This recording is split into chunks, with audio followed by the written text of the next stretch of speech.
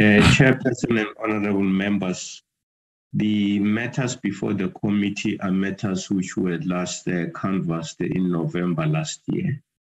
The SecDef and the Chief of the Human Resource Division of the SNTF are going to be sharing with the committee developments work done post that November meeting of the committee. I will come in after the discussions of the committee if there's anything that I may be called upon to clarify. Thank you very much, Chair. Thank you very much, DM. I'm told that there is also Mr. Mashudu from Treasury. Mr. Mashudu, are you in the meeting?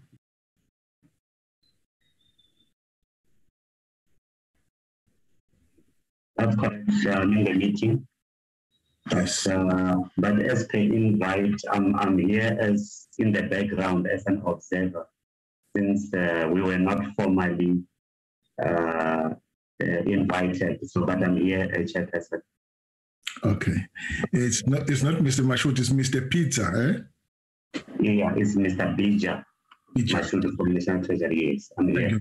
But you are welcome. Okay, remain on the in the background. It's fine. You're welcome to the meeting. All right, the SecDef, over to you.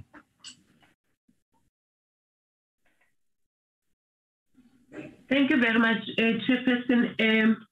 I think that you've given the context, but it will suffice to also say that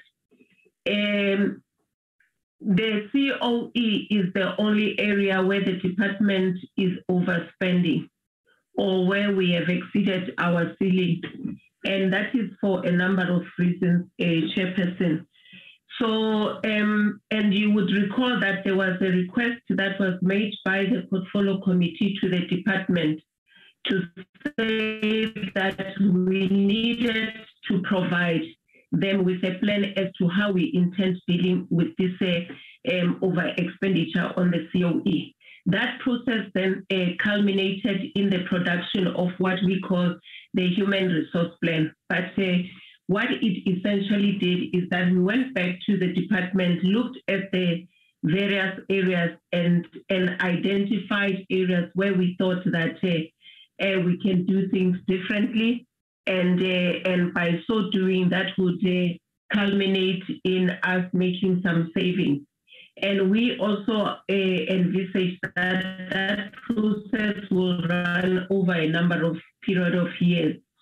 And we had also shared the HR plan with our colleagues. And maybe let me also state that it was then approved by the COD, and that's why then after its approval, we then brought it to the portfolio committee, and then also the portfolio committee gave us a nod on that, and then we also then shared with our colleagues in Treasury. And that is the one, Chairperson, as you would recall, where we moved away from a strength of 75,000 that we had wanted to have, but also having looked at it, that we had always had the ambitions of having that strength of 75,000 over a number of years, and we're not able to achieve it. Then we thought that we could make do with 73,000, which was the process then followed by the ministerial directive that was signed, where we reduced from 75,000 to 73,000. And you would see that at this point in time, I think we are at a little over 70,000 or 71,000 thereabout. I think the presentation will talk to that. So what that is done, Chairperson, is that in some areas we reduced the mandates. You remember that we had 2.6 million mandates and we brought them down to 1.97 million mandates. And then we also looked at the MSDS. In an ideal situation, MSDS is an exercise that needs to be happening on a yearly basis. And of course, because then we were trying to see how we can accommodate the request by the portfolio committee, we decided that now the intake of MSDS will only be biannually. We also looked at freezing the allowances. So those are some of the, amongst other things, Chair, I would not go through all of them. And you would see, I think the presentation that will come from our colleagues is that even though we had wanted to be at 1.9 million mandates, this year we would have even slightly overshot the 2.6 million mandates. And this is partly due to the fact that there are a lot of taskings that are given to the department to deploy our forces on the ground. And as you know, we're present in the DRC, we're in Mozambique, and then also we get called on an ongoing basis or from time to time to augment the capacity of our police. So that is part of the reason why it is there. So in this presentation, Chairperson, we'll get that one of how we are dealing with the overexpenditure. And then, of course, yes, previously we had received from our colleagues, I think before my time, there was an overture that was made to the department by Treasury, which we didn't really utilize at the time, where we were going to use the MEM to address some of the challenges that we had. Now they have since come back, and then in this financial, or let me say in the financial year that starts as of the 1st of April, we are going to get $1 billion. We have already worked out a plan from a department side as to how we are going to implement that. And then the following year, we are given 800 million to deal with that. So this particular presentation, Chairperson, will be twofold, dealing with the over expenditure, but also looking at MEM. And then the second presentation, or the third, is the one that then says that with all these budget cuts, we know that right now, this financial year, that's as of the 1st of April, our budget is at it is at 49 billion rand. In our engagement with the Treasury Chairperson, they happen on an ongoing basis. So that is where we are at. But in terms of the SDA, we don't have any indications as of yet. You remember that the year that is ending at the end of this month, we were given $1 billion, and that was to go into the SDA, which then deals with our capital acquisition, but more related to the capabilities within the military.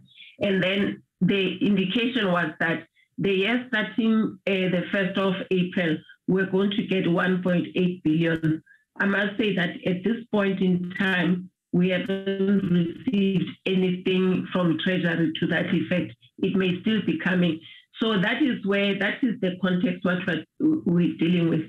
The presentation that will be made by General Kundu is then to say, amid all these budget cuts, where does it put us in terms of the impact on the department and the military to deliver on the mandate given to it by the Constitution. So as a way of introducing, Chairperson, I'll put it at that, and then we will start with the HR presentation, and it will be in two components, the one on the over expenditure and the second one on MEM, and then we can then proceed to the third presentation. Thank you very much, Chairperson. No, thank you very much, SecDef. And Admiral Kubu is going to take us through the first presentation.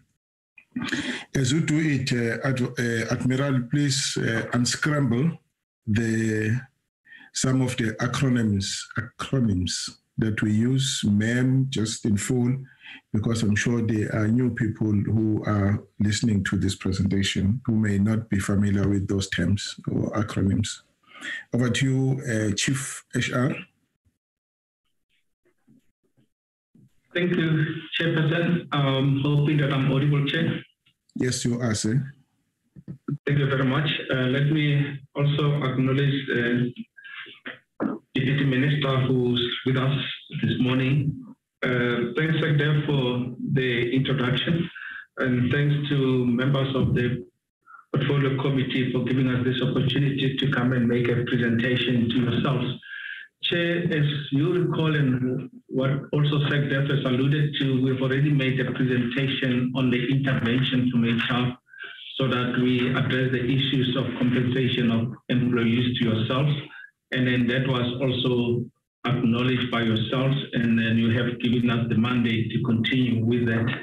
The last meeting that we had with yourself was in November last year, where we shared way forward on reducing the compensation of employees. Today's meeting, Chair, is to give you an update since that period, what has happened. We can confirm that a lot of work has happened since our last meeting. A lot of administrative instruction has been signed off by both the Chief as NDF and SecDef. Most of those documents have been shared with National Treasury, and that obviously confirms now the position of the department in terms of how we're going to move forward and in terms of reducing compensation of employees. I need to reiterate now, it's no longer Chief HR's position, it's now the department position because it has been consigned by both the Chief SNDF and the Secretary of Defense. We just now facilitating the process to make sure that all the interventions have, are going to be implemented. We also want to mention, Chair, that subsequent to that, we had a number of meetings with Treasury, and those documents also has been shared with Treasury. And from where we sit, and we believe the relationship between the department and Treasury has improved. Has improved in the sense that there's been an engagement on the strategy that we have put in place, and they also have given their input. Even last week, there has been meeting with them where we're still engaging how we're going to move forward.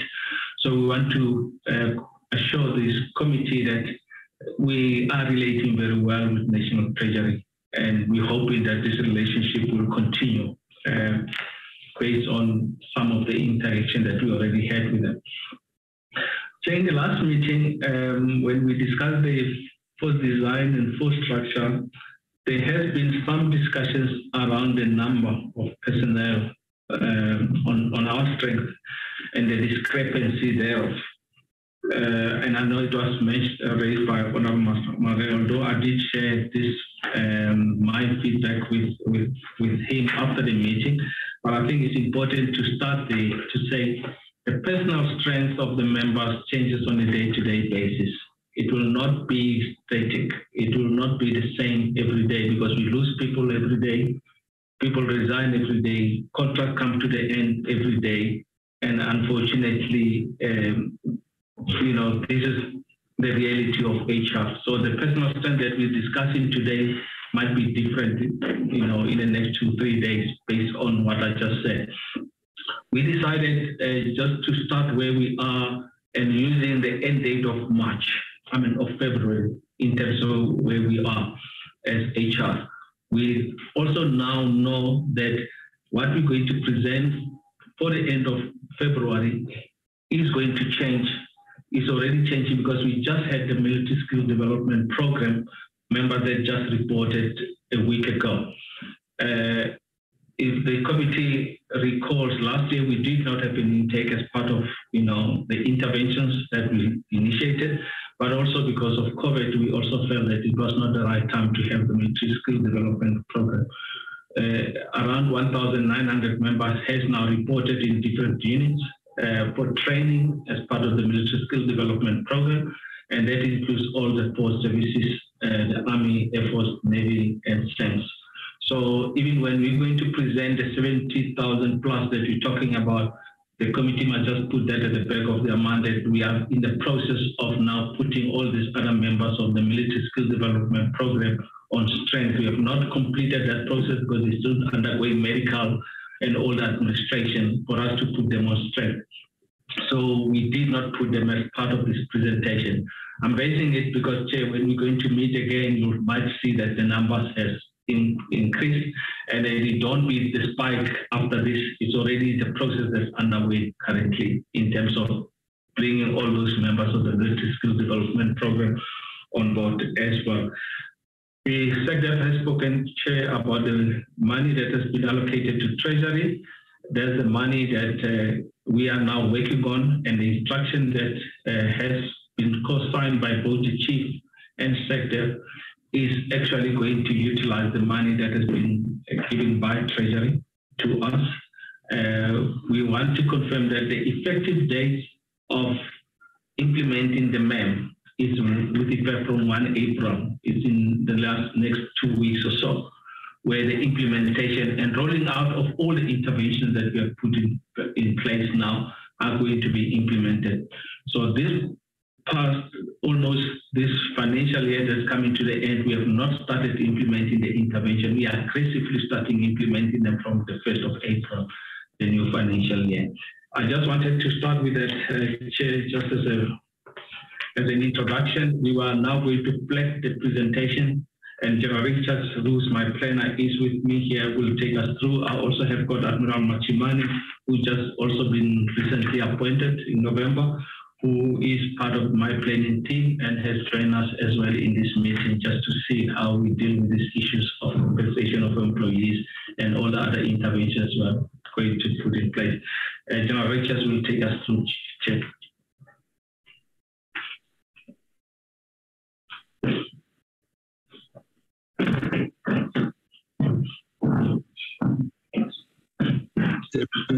Chairperson, can I just find out, do we have presentation? Can you see the presentation from your side, Chair? A copy of this presentation?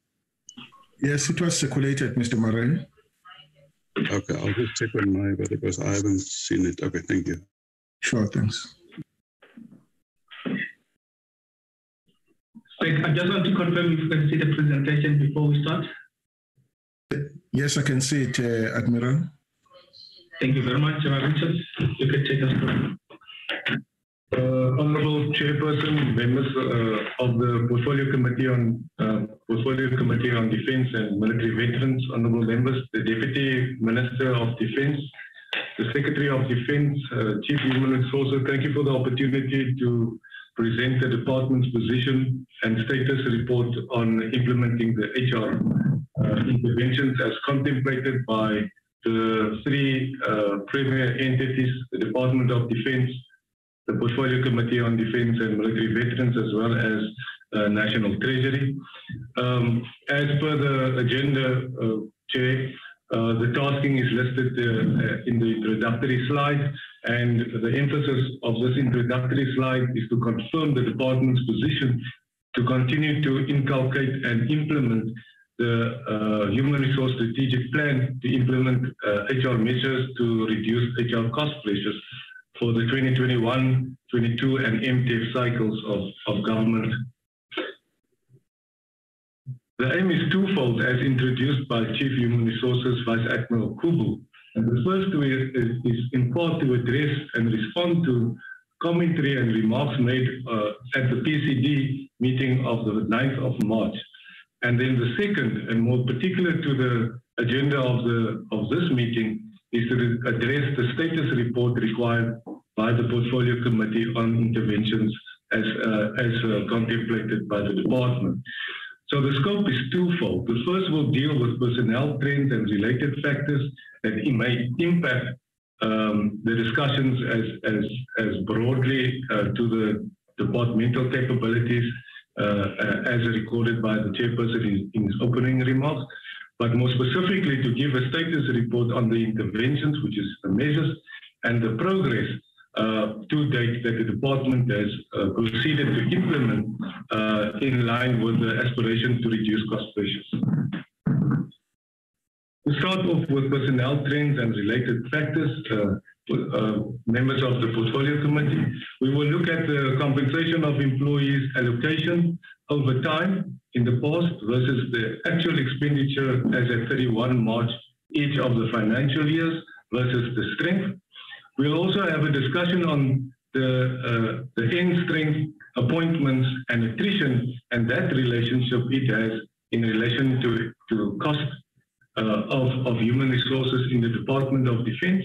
And then we'll more specifically deal with the types of attrition over time, as well as have a specific look in the current financial year per month. What was what are the figures showing, and what is the interpretation of attrition types over the course of the last 11 months of the financial year. When we look back, and as remarked by all the principals in the meeting, as well as the Portfolio Committee on Defense over time, we find that since 2015, as this table indicates, is that the department up until that point and 2016 have met the budget requirements as well as the allocation received in terms of the expenditure for human resources. But as we know, the fiscal outlook for the RSA changed significantly as from 2016 guidelines issued by National Treasury, and more specifically as from 2017 onwards, the impact of those national guidelines in terms of funding human resources within a constrained fiscal national space. And as from 2017, one should note that a gradual and more significant deficit has occurred between a ceiling placed on the allocation of compensation of employees indicated in the red line and the budget requirement indicated in the blue line, which brought about the deficit, amongst others, caused in part by the consecutive increases of improvement of conditions of service and related dispensations as concurred by the various 3-year resolutions over time. And so for the period 2017 to 2021 financial year, an accrued irregular expenditure of 10.4 is realized, being the difference between what has been allocated and been appropriated as a ceiling for the compensation of employees and the budget requirement of the Department of Defense. Now, as the Portfolio Committee is aware that during the course of this financial year in October, the Department has made representation to National Treasury to condone the irregular expenditure of 7.4 billion rand. However, it was declined in view of the impending successful implementation of HR interventions as contemplated. And the year ahead, being the year 2022-23, will launch interventions that will bring about the intended savings as presented to the Portfolio Committee on Defense and National Treasury in our staff liaison meetings. So the strength has come down significantly, and one would hope that as the strength comes down, the cost of human resources would also come down. But if we interrogate the slide, even with the ceiling, imposed as from 2017, the strength has gone down. However, the budget requirement has remained steadfastly in an upwards direction. And that tells us that no matter how fewer soldiers we put on the ground, or how the least amount of public service employees are employed by the department, the human resource cost for the department remains stubbornly high, and it is in relation also to the cost projections of the DPSA in this regard.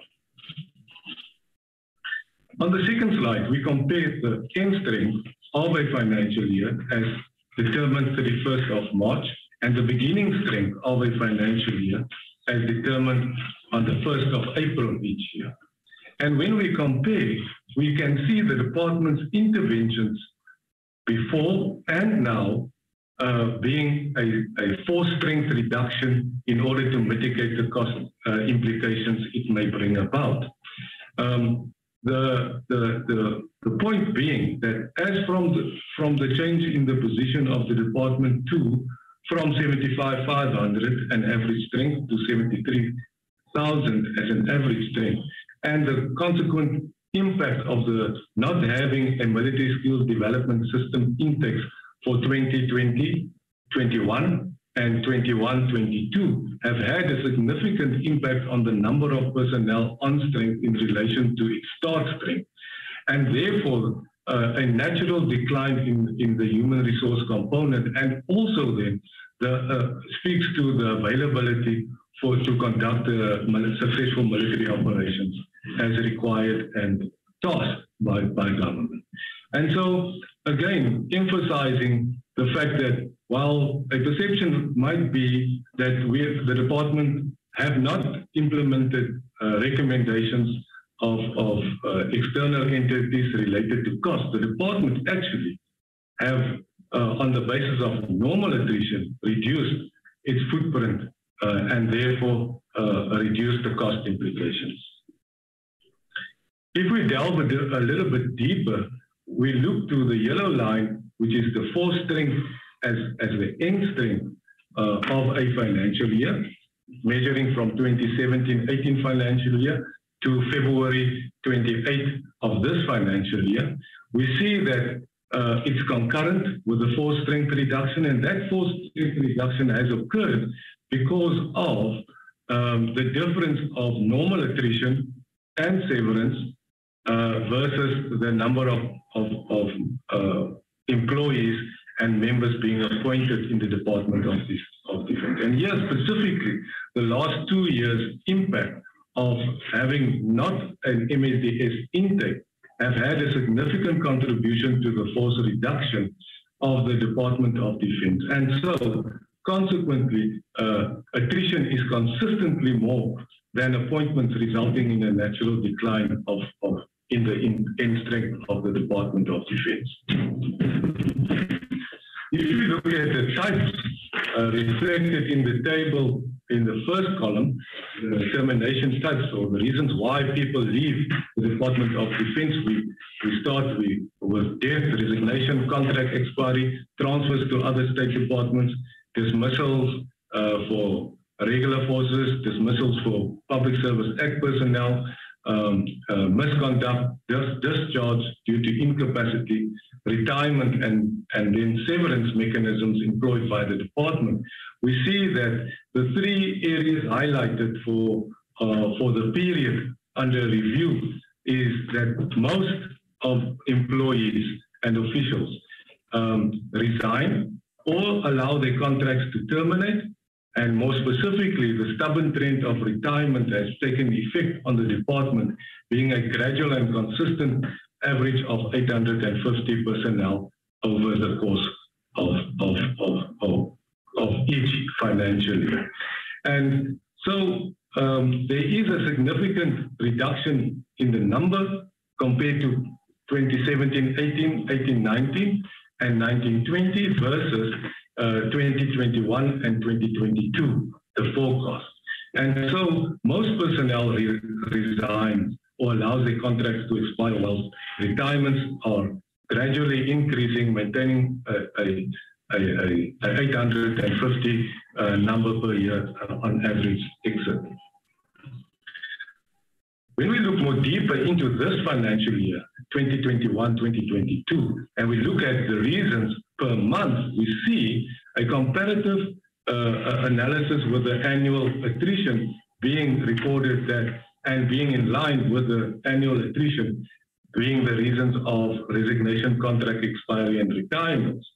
Though most notably between the on the death curve, the impact possibly unconfirmed though of the death rate has marginally increased by 120 year on year as from 2020-21 versus 2021-22, and now has tapered off to just above the norm, which is 400 losses for the recent death.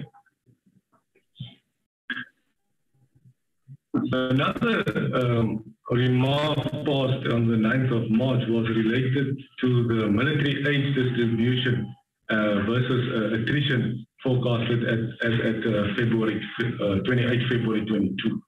And here, the Portfolio Committee on Defense are requested to look at the average age column, which is the average age for the rank group indicated, over the rank groups indicated thereafter. And most notably, the note made of the cells indicating the yellow being the point of stagnation according to internal department policy on rank age requirements in the SANDF. It is the point where a soldier starts to stagnate, starts not to conform to its occupational class requirements, and this is where severance mechanisms are required to induce attrition to avoid the stagnation, increasing stagnation over time. But it also indicates that, that the attrition as planned at this point in time and about to occur as from 1 April will have a significant impact to reduce the average age of across the rank groups indicated to the left. And so the forecast attrition is indicated by way of severance, which is the MEM. The full name of it is Mobility Exit Mechanism for SANDF members.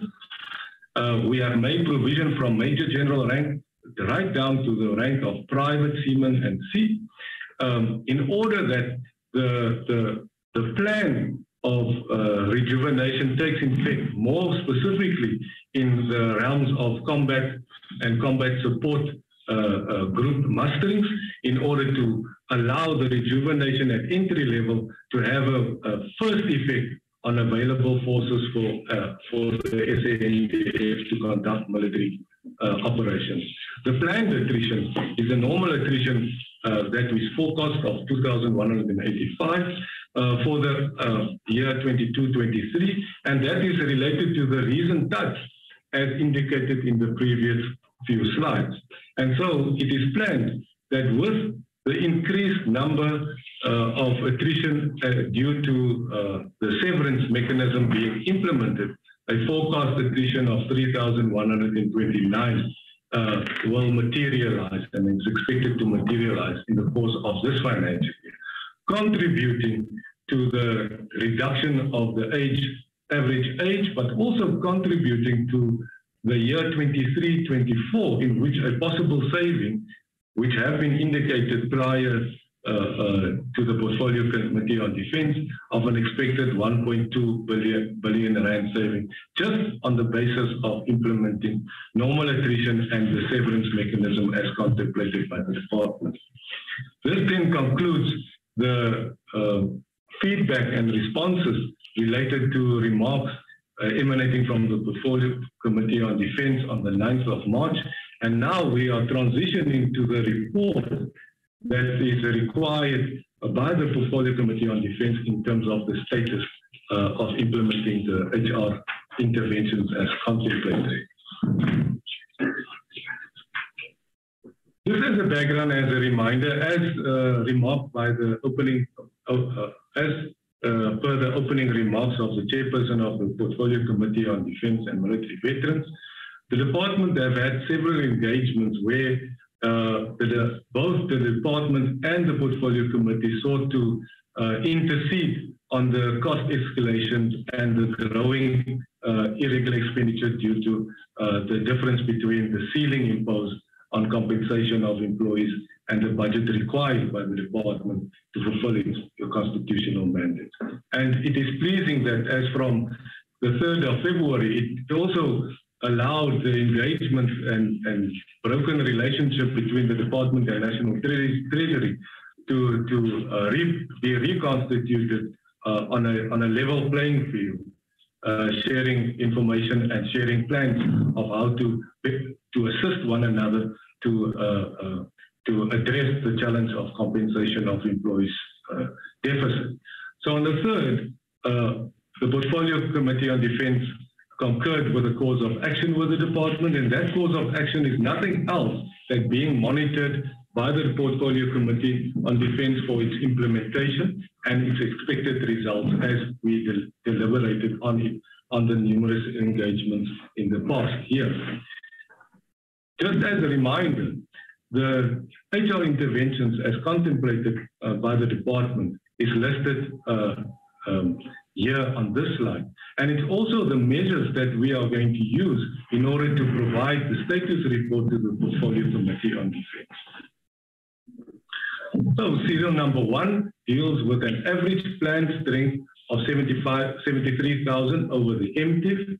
And here the department has already identified vacant normal posts which are unfunded on the post-establishment of the department, and that have accumulated an estimated 20,000 posts, and these 20,000 posts will be progressively deactivated after consultation with internal and affected entities to determine that we don't close a post that we actually need to conduct successful military operations, or we don't close a post that is needed in terms of the Secretariat mandate to provide national reports and compliance frameworks on behalf of the department.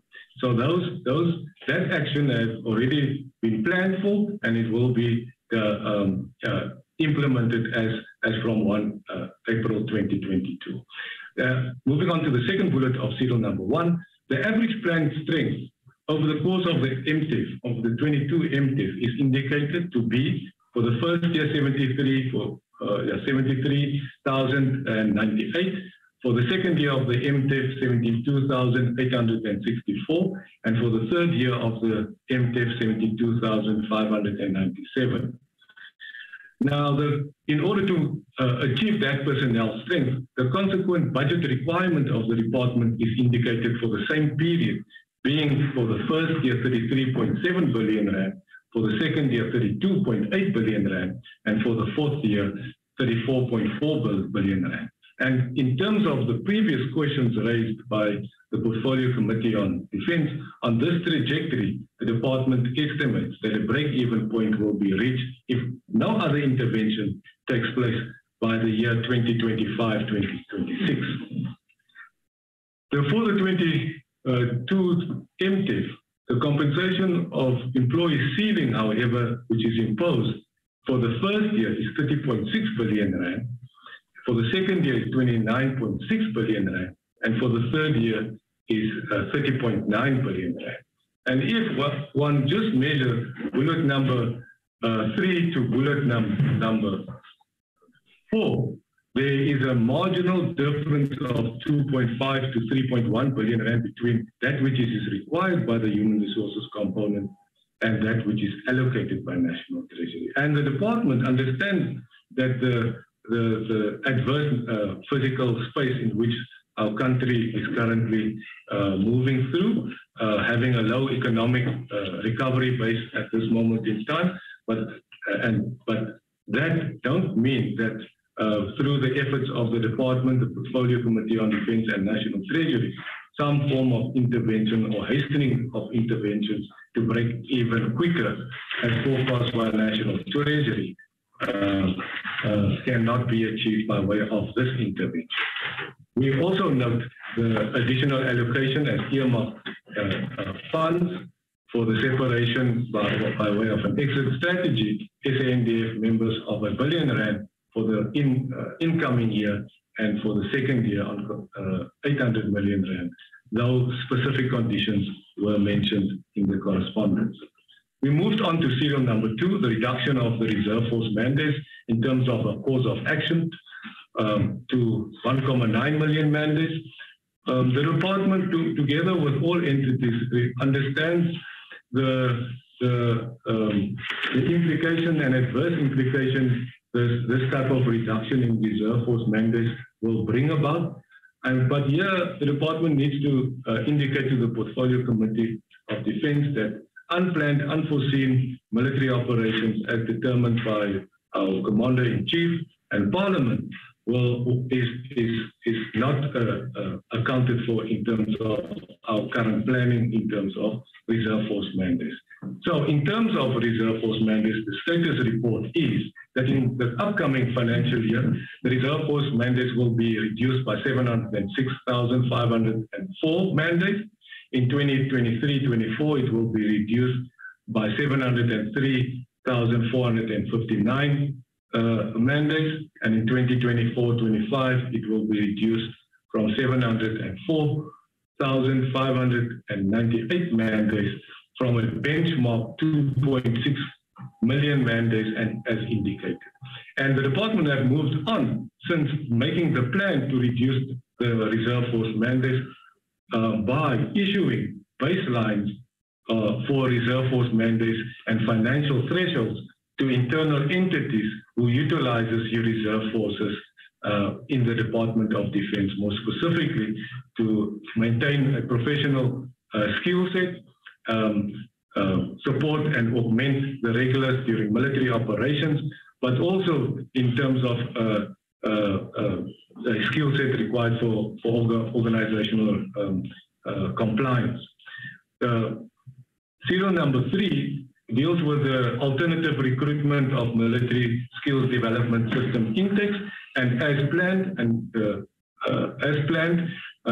due to the interventions as contemplated in March 2022, 1,997 recruits will join the ranks of the SANDF, and the next intake will be in 2024, being 2,207, and the same number for 2026 thereafter. And should the costing, or should the fiscal situation of compensation of employees over the same period be more aligned to the allocation that we received, it is expected that we can hopefully return sooner to having a military skills development intake every year instead of now every alternate year. In terms of capping and freezing the allowances, regimental and operational allowances paid in view of scarce skills and other allowances, the report is that all the discretionary allowances have been identified at this point and have been capped at a rate and tariff as on 31 March 2022. As from April 2022, those allowances will remain at the rate of 31 March 2022, and any increases uncoupled to that allowance. And so the forecast estimated and projected savings in this respect is around 88 million rand per year for that intervention. And the last one, and the most significant one upon which the Portfolio Committee on Defense will want to focus their attention is the reactivation and implementation of exit strategies of the department. And here we must indicate that the department utilizes 2 exit mechanisms: employee-initiated severance package for public service personnel and the mobility exit mechanism for South African National Defence Force members. And as the report is indicated in the status report, the department has now revised its regulations on termination of service in the Department of Defense, and it is currently in an approval process. In terms of the employee-initiated severance package for public service personnel, 67 applications were received, of which the Minister of Defense and Military Veterans have approved 10 applications, and at a cost of 9 million rand to date, and 57 applications are currently in process of consideration. In terms of the implementation of the mobility exit mechanism for soldiers, we note the baseline increase of the compensation of employees, although earmarked 1 billion rand for the year 22-23, and on condition of very good performance, an additional allocation of 800 million rand for the year 23-24. And these increase, these earmarked funds records a number of conditions, among which one was to submit an exit plan to National Treasury by 28 February. And as the Secretary of Defense have remarked, the department was able to meet that target. The department was also able to meet the condition to plan at rank and plan in terms of finances the expenditure of the 1 billion rand for the exit mechanism in 2022 and 2023, as well as 23 and 2024, and it was submitted. And the Chief SANDF, together with the SecDef, has issued instructions to bring about its implementation as from 1 April 2022. Now, for the financial year 22-23, it is forecast that 944 SANDF members at an average cost of 1.2 million rand per member is planned and will be effective as from 1 April 22, in line with the earmarked funds of 1 billion rand. And the cost implication have two broad categories of payment. One category is the pension liabilities to the government employee pension fund in terms of the benefit structure of the severance mechanism, and the second, the departmental benefit structure, which includes the severance of the member leave credit and the pro rata bonus as applicable to each of the members now contemplated. In the year 2023, we are expecting that the department will be allocated 800 million rand as forecast in the MTEF allocation, and that the department have separated 944 members of the South African National SANDF by 31 January 2023, and on the back of the total expenditure of 1 billion rand for the upcoming year, we are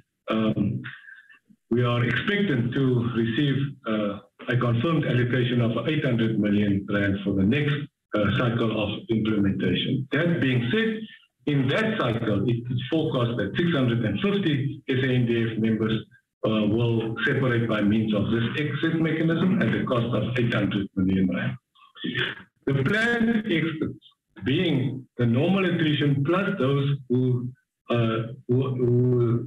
separate by means of the severance mechanism, as indicated for the year 2022-23, the total attrition is forecast as 3,129, and for 23-24, 3,093. Being also a condition of National Treasury, though a contention has been raised as to the intent and interpretation of the 3,200 exit years. So on the 7th of March, both the SecDef and Chief SANDF have now initiated the last implementation instructions to effect the implementation of the mobility exit mechanism for soldiers. That concludes the report. I thank you very much. Chair, I'll now hand over back to SecDef. This concludes our presentation. SecDef.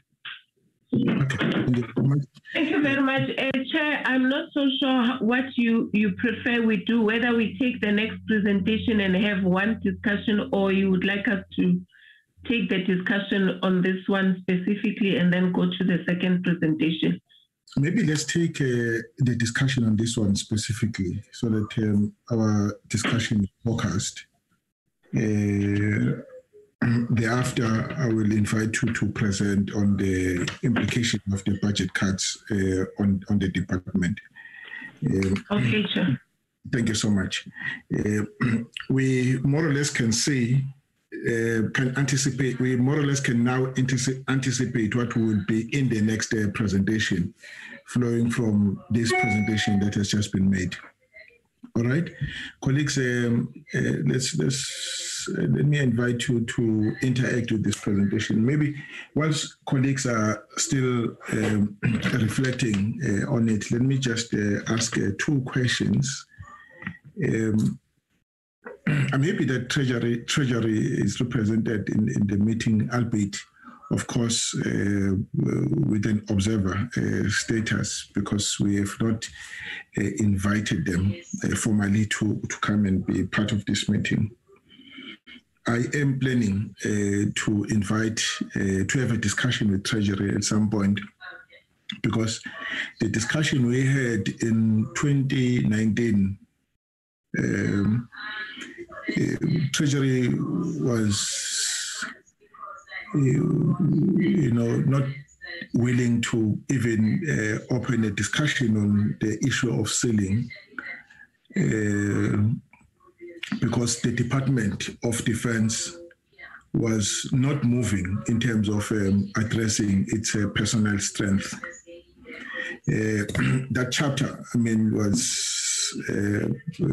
not open for discussion in the Defense Force, and Treasury was saying, well, look, if they're not prepared to review their personnel strength to deal with the issue of the compensation of expenditure, we are not prepared to even discuss the ceiling we placed on the personnel cost. It looks as though now, with this, it opens up the door for discussion with National Treasury. My question, though, is I'm looking at your COE sector, your COE budget for the corresponding planned HR capacity. In 22-23, it will produce a budget of 33.7 billion rand. And then the following year, 23-24, you aim to reach 32.8 billion rand. And then on the 24-25, 34.4 billion rand. But the ceiling, unfortunately, is moving in the opposite direction. For 22-23, whilst you aim at arriving at 33.7 billion, the ceiling stands at 30.6 billion. 23-24, 32.8 billion rand, that's what you are aiming at achieving. But the ceiling reduces to 29.6 billion. And then 24-25, 34.8 billion rand, and the ceiling still stands at 30.9 billion rand. So that's the challenge that I'm facing at this point, and maybe Treasury will assist at some point, maybe not today, at how do we get over this? Because despite what you do, you'll still there'll still be a deficit between what Treasury places as a ceiling for each year and what you are able to get to in terms of your own personal budget. That's one part. And then the second part, you also spoke about keeping annual increases and of regimental and operational allowances, as well as other discretional allowances. There is an issue of OSD in the military health services, which remains a sticking point. I mean, the doctors there saying that we have not been paid the OSD for a number of years. I don't know if that has been addressed. And if it has not been addressed, will this not compound the problem and distort the pictures that you have just presented? Because it's money that must be paid by law. In terms of the law, we owe them that payment, those allowances. So I don't know whether this takes that into account and so on. So basically, those would be my two questions. And then maybe the third point, does the ceiling the Treasury has placed on the department takes into account does it move to accommodate the inflationary increases, or it remains constant regardless of the monies that we ought to pay in terms of inflation and other related costs? Those would be my three questions. And let me just check who has had his hand up.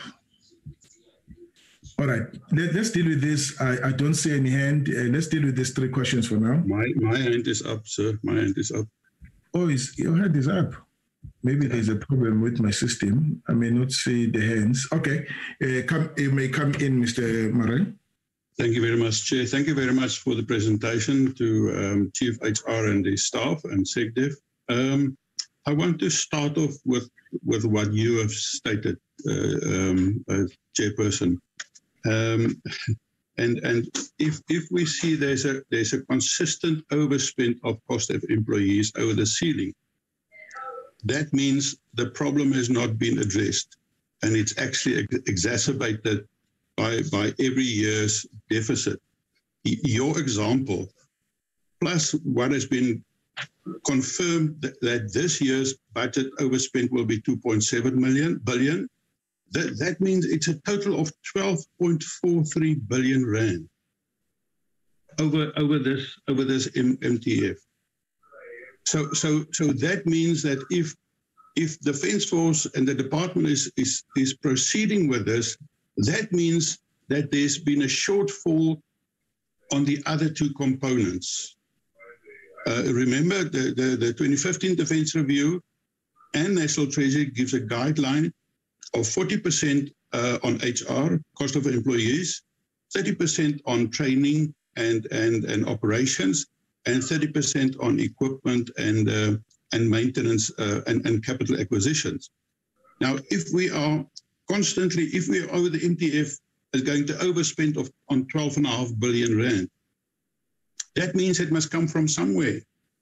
And clearly it's not coming from National Treasury at this time. So it will have a major impact. And if we go to the next presentation, we will. They're not even addressing the 12.5 billion rand over this period. So SecDef will have to come up and tell us, where will this come from? And remember, every year they come and say it's from within. It's from reprioritization. It's from allocating from within. Now, obviously, that is certainly having a major impact on our defence readiness and our defence capability and the ability to adhere to the mandate of the Constitution. And somehow that must speak to this. And it's just growing apart incredibly. And we need to know the practical implications of this. And then SecDef has maybe the Deputy Minister can also answer, has the Commander-in-Chief been made aware of this? And is National Treasury aware of the practical implications that this will have on the Defence Force and our constitutional mandate, and the fact that we are seeing a consistent deterioration and dilapidation of our Defence Force. Then, secondly, on the slide where it says about planned attritions, that gives a total strength of 61,389.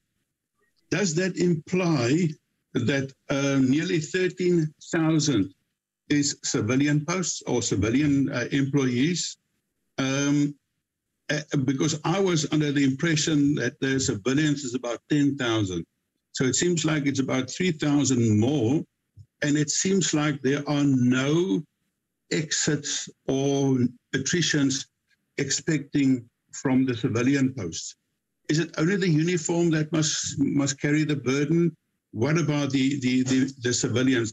And maybe SecDef is the best to answer to that, because if we have got a smaller capability, less work, less training, less operations, fewer equipment that must be maintained, why do we need so many civilians in the Defence Force? Is that not a point where we also need to look? Because I was under the impression that both uniform and civilians will be affected by this. Then on the average age, I wonder if we can be given information on the average age of, for instance, privates and then senior and middle management, because it seems like if you only look at this, it seems like, around about 35 to 40, 49, even just over 50. There seems to be the biggest group of our Defence Force. 13,000 in 30 to 34 years, 35 to 39, 10,000, 45 to 49, 8,000, and 50 to 54, 10,700. So we are even aging even more. And I'm just wondering, how will this affect our defense capability? Because if we are older soldiers, less youngsters, so what about the objectives of rejuvenation?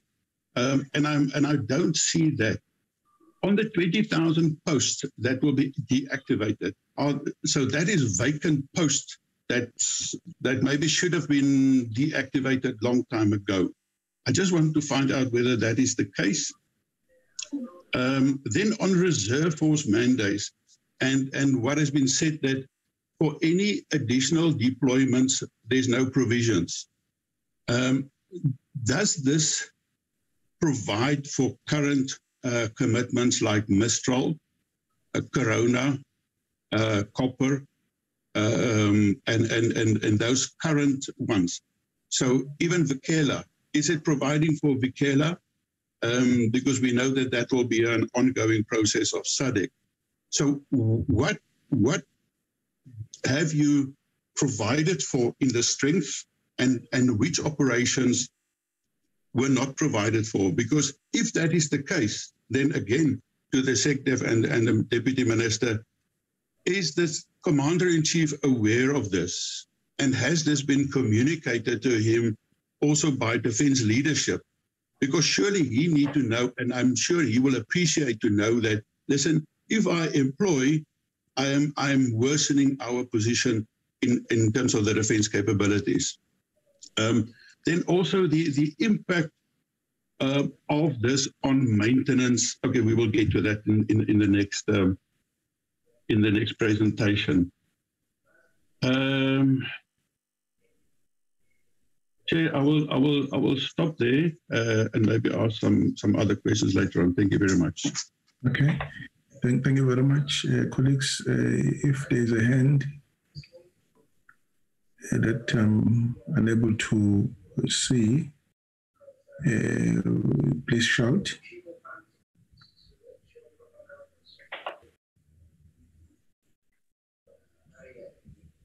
All right. Okay, so colleagues, those were the questions, at least on this presentation. May I invite your secretary to respond? Thank you very much, Chairperson, and for the questions that have been asked. I think, Chairperson, Honorable Murray has hit the nail on the head. Because remember that when we worked our plan as to what it is that we're going to deal with, we were not confronted by a situation where we needed, where we didn't know at the time, because starting with this current financial year and for the next 3 years, over and above the challenges that we have, we are still contending with 4 billion rand cuts every year. So it means that for this current MTF, we are going to lose 12 billion. And that's why I think in terms of your calculation, you are then also saying that, but we are going to actually be in trouble if we are going to, according to the figures that I mentioned there. So that is what the issue is, Chairperson. I must say that when we actually also contacted our colleagues at Treasury, they were very happy with what we were presenting. However, maybe this is also indicative of the serious financial challenges that are faced by the country, but also then that they work within the context of what is available. You would also recall, Chairperson, that one of the things that were catered for in that HR plan was that we are going to freeze actually we're going to freeze the allowances that we're paying, which is what is actually obtaining at the moment. But then again, Chairperson, there is a question about ops, Vigela, Corona, and all those ones. In actual fact, the last time we actually paid for Corona, it came from the budget, the baseline budget joint operations. And what we were actually saying is that it will be good that, for instance, your Operation Vigela, your Mistral, all those ones are budgeted for by Treasury and kept that side, so that then as and when the money is needed, we are able to tap into that. So there is that challenge that we have, and we all know that we are not going to get out of these deployments now. So we need to be planning ahead to say that based on the finances that we have, what is it that we're going to do? In terms of the point that he is raised on the civilian post, we are not even a quarter of we don't exceed 5,000 as the civilians within the department. So you will see that under the EISP, it is those ones that we had money for within the department to deal with the civilians. So those are the ones that have applied. Ma'am, remember, a chairperson and honorable members has to specifically deal with our colleagues in uniform. So that is what the issue is. So yeah, I mean, I can only say that we still are committed to the implementation of the HR plan, because that is the one, and truly, as you had mentioned, Chair, even in our interaction with Treasury, the issue was that when we see progress that is being made, and then we can revisit some of these issues. However, now the 12 billion over the next 3 financial years, it actually exacerbates the situation, and not that we are not implementing that already. Last year, we didn't have any intakes. We are doing intakes this year, and next year, we're not going to do the intakes. So that is basically the situation in which we are finding ourselves. We don't even know, Chairperson, as the new financial year starts, what are the taskings that will be given to the department, because some of these things depend on the situation prevailing on the ground that at the time of our planning we would not have been aware of. And I think that some of the questions that have been asked by Honorable Mare, the presentation that is going to be done by General Kundu will actually talk to the impact of these budget cuts. What do they mean for us as the department in terms of the mandate that we're given and whether we are able to respond to the mandate that we're given. But I will hand over to General Admiral Kubu for him to also maybe talk to some of the issues that I may not have covered, like the OSD one. Thank you, Admiral Kubu. Thank you, Secretary and Honorable Chair, and thanks for the questions from your side, Honorable Mare. On the issue of the ceiling, as what Secretary already alluded to, we can confirm that this is one of the discussions that we're also still having with National Treasury to say if we don't lift the ceiling, we will continue being irregular. In a sense that the money that we have in now is not going to be able to be sufficient to pay compensation of our employees.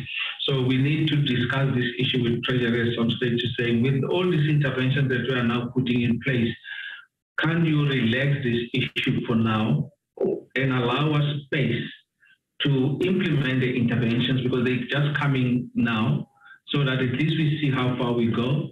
And after that, we can basically revert back and give them feedback. I know that National Treasury has already committed to say, once we start implementing the intervention that we are putting in place and we are aggressive in implementing them, they can actually put aside the 7.4. They've only spoken about the 7.4 billion that was already irregular compensation of employees.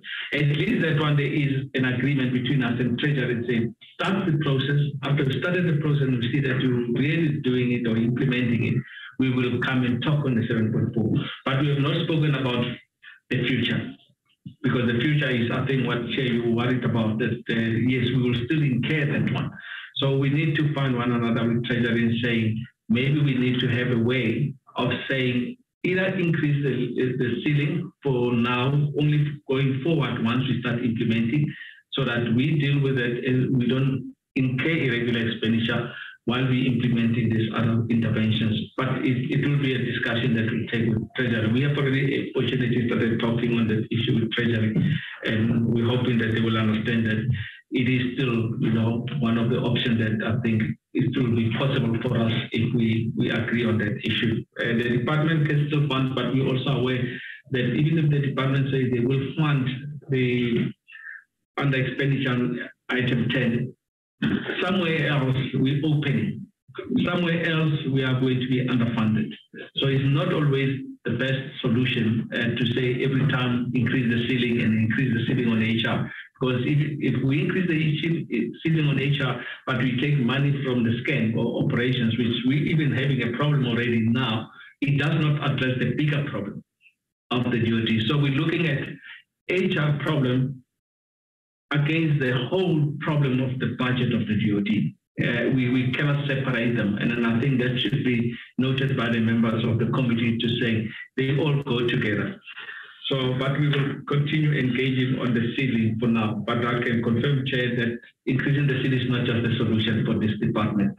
The budget that has been allocated to this department is a problem. In terms of the capping of allowances, Chair, I can confirm that with regard to the OSDs, we don't regard them in the sense where we call those discretionary allowances. It's a remuneration package. So they not fall in part of the discretionary allowance that we're talking about, where it's going to be kept. It's part of the salary, and then it's not going to be affected by the capping of all the discretionary allowances that we're talking about here. On your third question, Chair, on the inflation, yes, this has all the increments or the budget that we just discussed now is factoring everything, including the general increments that are coming. So when we're talking 2024, and we say this is what we require, it has factored everything, including your normal general increments and increments on everything. So it is a system. So the money that we talk about includes basically everything. We have factored everything in that regard. Yes, the SecDef has touched on the other issues, Chair, but I can only talk about maybe the Deputy Minister will talk on the engagement with the presidency. As the military command, I know that there has been some engagements with the president on the budget cuts. There has been some meetings with the president. So yes, the president is fully aware on some of the challenges that we are having, and I know the chief personally has been engaging the president on the implication of the budget cuts to the DoD. But maybe the deputy minister might want to talk on that issue. The issue of the PSAP posts, etc., we can confirm that almost 21,000 PSAP posts are available in the DoD. We just stopped, I know Secretary said over 5,000, I can give the accurate figure. We just stopped over 8,700 of those posts. To be precise, it's 8,760 that has been stopped, but the total number of posts for the PSAP is around 21,000 as we speak. So the number that we talk about in terms of the 61,000 that Honorable Maria was talking about is mostly the uniform members, not the PSAP component. The issue of the average age, yes, if you might have seen on the presentation, we flagged in red the age groups that we believe should be targeted. And I think we flagged them correctly from private as well and above, to say these are the people that we believe they have reached stagnation, and they are the people that we want to identify to exit by means of women. So we have done already that appreciation, and that will also, if we exit the private who are already at the age of 40 plus, etc., who are no longer able to deploy, we are talking already rejuvenation. I think, Chair, the problem is that we have not really been having an effective exit strategy.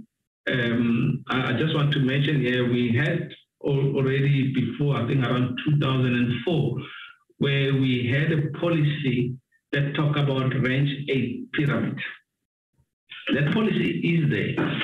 We have not been able to implement it aggressively. And I think, Chair, you're aware about, if you don't have the proper exit mechanism, it was difficult to implement that policy. It is that once we have got a better system to exit our people that is lucrative and people can look at it, that policy is already there in the department. It's just that we ran short of implementing it because of the exit strategy that we believe is not lucrative enough. But there is a policy that deals with the rank age pyramid in the department.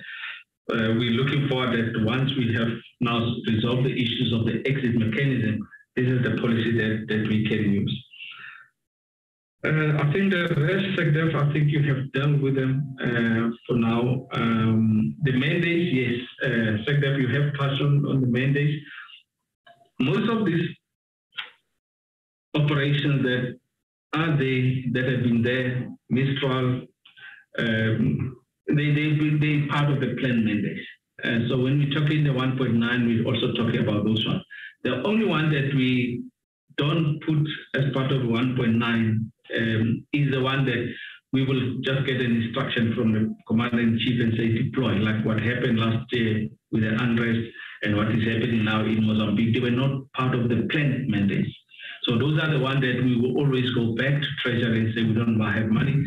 But I can confirm, Chair, that we have never had a problem from Treasury to fund those type of operations, because they also are aware that they have not been planned. We receive the money for this type of operations from National Treasury if it was not part of the planned mandate. So for now, from our side, it's not an issue, because we also ring-fence it differently, and we account on those mandates differently because they're not part of the mandate. So we have got a system going, and we can account on those operations that were not part of the planned mandate and even the costing of that. So we do have a system that talks to that. I don't think I might have missed anything after what I just add on one or two things from Secretary, but Secretary did manage to attend to others, Chair. Thank you, Secretary.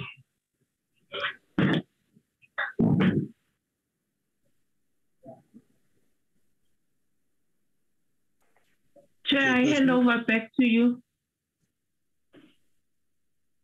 Chairperson, may I just ask questions for clarity based on what was now said by Secretary and Admiral Kubo?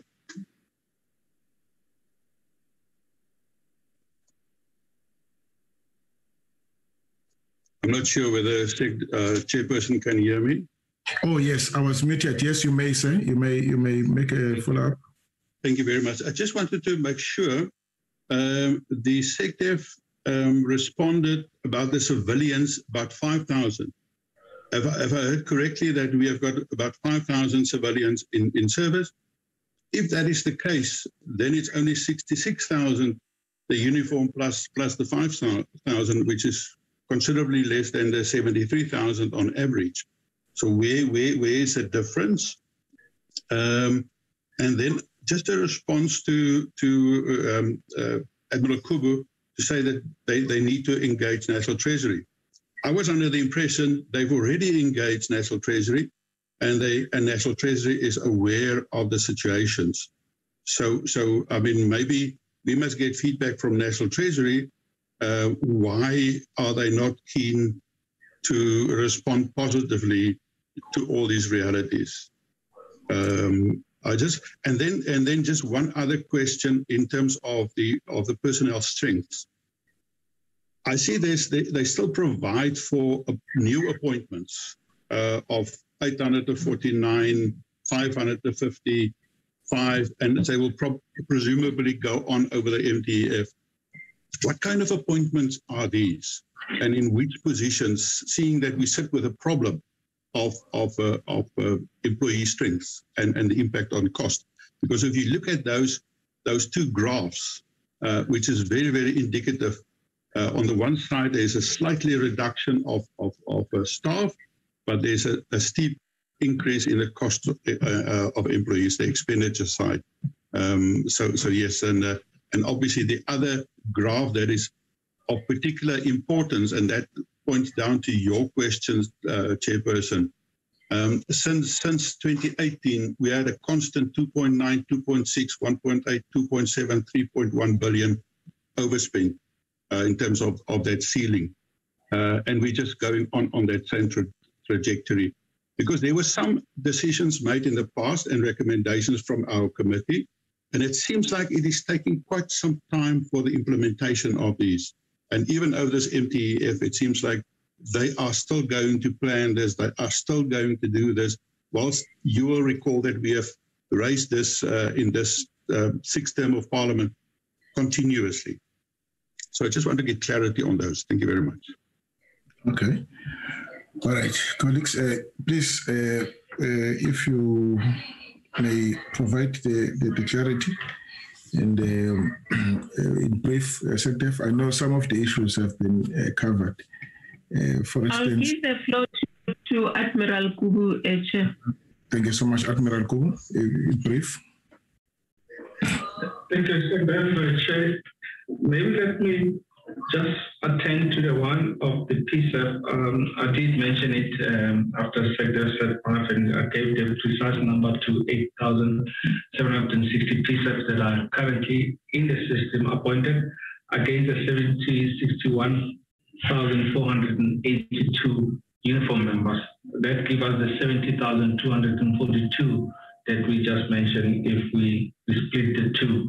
That's probably what Honorable Mario just wanted to find out from us.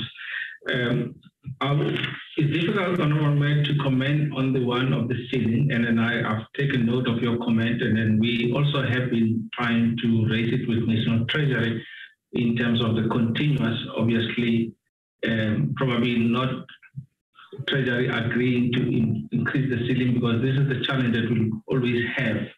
But like we're saying, at least we have started with discussion with Treasury. Maybe if Honorable Maria allows us and Treasury probably to engage one another in terms of the future ceiling on HR, so that we attend to this irregular expenditure. I think that will probably help us going forward. But the position of Treasury for now was clear on the 7.4 billion. That one we're happy with, and we know now that if all goes well, that will be resolved. But the future is what we need to do. If Chair and the committee allows us, maybe it's still another discussion between us and Treasury, which I believe with us having this, healthy relationship now, maybe we're giving, the opportunity to engage further. Because as we're rolling out the interventions, obviously there are certain things that we need to clarify with Treasury, and we accept it. And we obviously need to go back to Treasury on a regular basis to report on the interventions, and we are ready to do that. So yes, I just want maybe to request. Admiral, I've always understood the discussions to be ongoing. Treasury will move only if you make a move. So you must make a move first before they move. At least what you have just reported now is that they have moved in terms of the historical, deficit on the COE. The question is the deficit that is going to be incurred going forward, what the position is going to be. So that is part of the discussions you are having with National Treasury. And you are also saying that lifting the ceiling is not a solution to the challenges, because it means that you continue having other components within the department servicing the COE cost to their own detriment. I think the point has been made, and it's made quite clear for me. You may go ahead. Thank you, Chair. And I think that's probably that. I think the other question was just on appointments. What appointments are we making? Service and division does come with critical appointment from their side, that they will obviously say this is critical for us. And as a HR, we interrogate all the appointments that's coming from services and see whether it is indeed correct that they cannot survive without appointing people in those appointments. So there is a process that we sit with the planners of service and division just to discuss these issues of proposed new appointment, so that we don't lose sight on it. Because, Chair, you understand that requirements are coming from service and division formations, but if we also, as HR, we don't sit and discuss, and also them understanding, the challenges that are sitting in terms of the COE, the requirements will keep on coming and coming. We can assure the committee that those discussions are happening with all the services, and then every service now has been given an allocation as part of the HR intervention. So every service is aware that in terms of the COE, you only have this amount to start your post. And I think that's one thing that we have not done for years, but we have done it now. And all the planners of the services were in a meeting where we discussed this issue and started ring-fencing budget for all the services. We're hoping with this, it will also address the concern of Honorable Mare. Chair, I submit, I think those were the methods of clarity. General, the end strength being 73,000 personnel, and you're actually saying the services must then reprioritize the posts that they are going to fill within this total strength of the services and divisions, must then reprioritize their posts within this total strength of 73,000. Chair, you got me 100%. We're not exceeding 73,000. Thank you so much. Basically, that's what we confirm. Okay, all right, colleagues, that then ends the discussion on this presentation. I'm happy once again that Treasury is in the meeting, and very soon we'll have a discussion with Treasury, but we'll still allow these discussions to continue because I was also waiting for the Department of Defense to make the first move. And I'm happy that they are moving. And at some point, we'll then turn to Treasury to ask them to also make further concessions on top of the concessions that they have made up to this point. I'm sure there's room for improvement. With that, colleagues, let me invite the Major General Tundu, I'm told she will do a presentation on the budget cuts. Maybe SecDef will want to preface the presentation and then ask the General to take us through. SecDef? Thank you very much, Chair. I think that this presentation will help put everything in perspective. You know, as we were saying that before, it was supposed to be 40-30-30. But here we are basically demonstrating that these budget cuts, what is the impact on the work that the department has to do and on our capability as the defense force. So Major General Tundu will talk to that, Chairperson. Thank you very much. General Tundu. Thank you, Secretary for Defense, the Chairperson of the Portfolio Committee on Defense, the Deputy Minister, members of the Portfolio Committee. I've been mandated by the Department of Defense to present the implications of the budget cuts on the SANDF capabilities. You may not have the following slides, but then I think what is important, you must note that the budget that is appropriated for the Department of Defense will be divided into personnel, operating, and capital.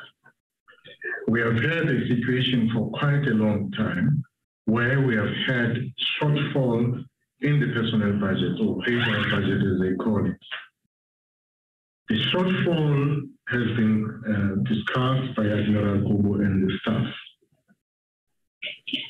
As a military practitioner, we call that the conundrum of human resources in the South African National Defense Force. In our analysis, the main problem is that the budget that is appropriated by National Treasury through its processes that are known nationwide is less than what is required to maintain the feet on the ground. And there has not been the will to take the decision to resolve the issue of human resources in a concrete and a decisive way. To the extent that the department was faced with a situation where it had to steal and take from its future, which is the capital budget, and augment the personnel budget. Unfortunately, at some point in time, not only the department took money from its capital budget, which is its future, to renew its equipment and keep up with the technological advancements in the defense and security area, but also National Treasury interrupted the smooth flow of that capital budget to service the projects that were meant to renew the prime mission equipment of the National Defense Force. To the point where in one of the slides you're going to discuss what is it that is left there, albeit not in detail. The Department of Defense, particularly the National Defense Force, was also found itself in a situation where it was forced to take monies from its operating budget. Now, the operating budget is appropriated by National Treasury to Vote 23 with the Department of Defense to produce an output. Money was then taken to offset the shortfalls in the human resources budget. Next slide.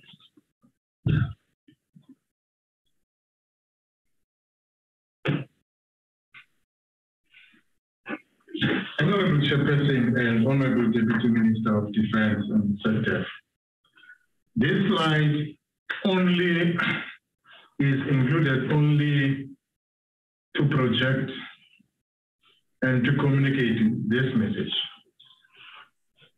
The budget cuts from National Treasury or from governments are not new. They are not a new phenomenon in the current medium-term expenditure framework. They're coming a long way. They are coming since 2008. You can count, if you look at the slides, you can count that they have been there for 14 years. If they have been there for 14 years, I have got no option but to call them enduring budget cuts. But if you look at the first 10 years, now the first 10 years will be up until 2017, 2018. You will see the total amount of money that we have lost will be about 16.246 billion, 16.2 billion that we have lost in the first 10 years of the 14 years that I've spoken about. But I think the gear was then expedited in terms of budget cuts. From 2018 to 2021-22, I'm counting 4 financial years or 4 years consecutively. Then we have lost 32.4 billion. And I've got no other option rather than to call that is accelerated budget cuts in the last 2 medium-term expenditure frameworks. So that is what we are faced with in terms of budget cuts, with daunting implications on the defense capabilities.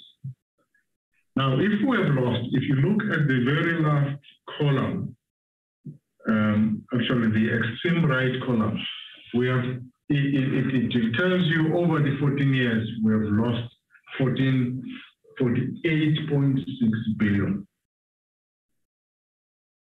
What does that mean to me? To a military practitioner like myself, or being a non-finance person or non-accounting person, what it means is, if you're looking at the current appropriation that we have, the current appropriation that we have of 49, 47, 49 over the MTF period, you will realize that we would be having a budget double the current size, because we would have added 48 billion plus 49 billion. That is where we would be if the budget cuts have not been enduring the way that they have been.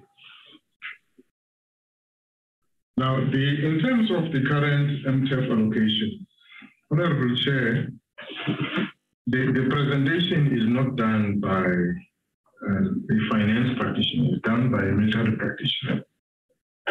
This is how we understand the effect of the current application, starting from the allocation itself. In the military, we survive how we do business, we do military appreciation. Now, part of the military appreciation is the analysis of factors.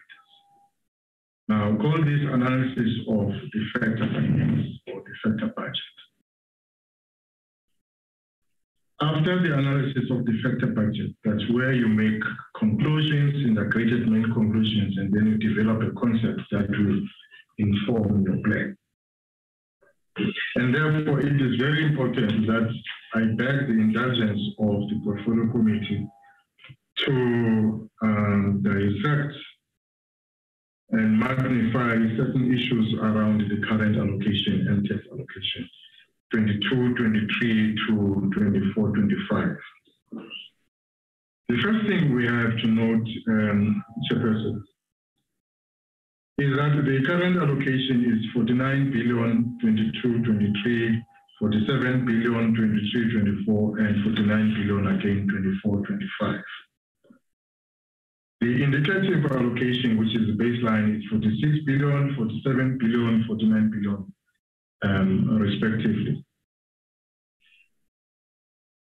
Of importance is, one can argue that for the first time, when you move from one financial year to the next financial year, or from one MTF period to the next MTF period, then this time there is no baseline reduction.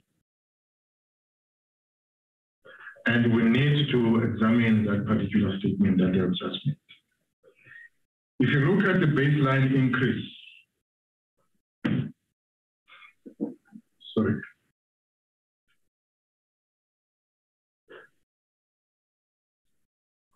sorry. If you look at the baseline increase,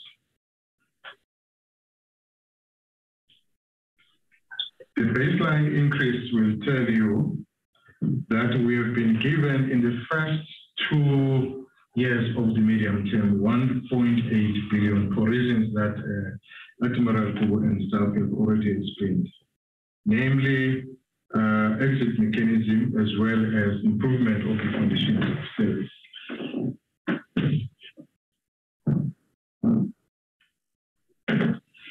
Now, it means we are 1.8 billion better in the current MTEP period. But if you take that 1.8 billion, because it has got a specific output that the Department of Defense will have to report on through the executive, that means through DPMNE, through quarterly and annual reports, as well as legislative authority. You will see that if you work out the 1.8 billion, and then you will realize that the increase, in fact, is about 21 million. And if the increase is about 21 million, that translates to a percentage of 0.046%. And if that is the case, you will also must realize that the inflation rate at average is about 5%. Now, the inflation rate of about 5%, one would have to ask, if the baseline increase does cover that 5% inflation rate. My argument is that it doesn't. And it's going to fit into the conundrum of human resources, particularly on the compensation of employees. Because once again, the department will be faced with the situation that it will not have enough money appropriated to it to pay people that it has contracted with, people that are gainfully employed in the Department of Defense and the South African National Defense Force.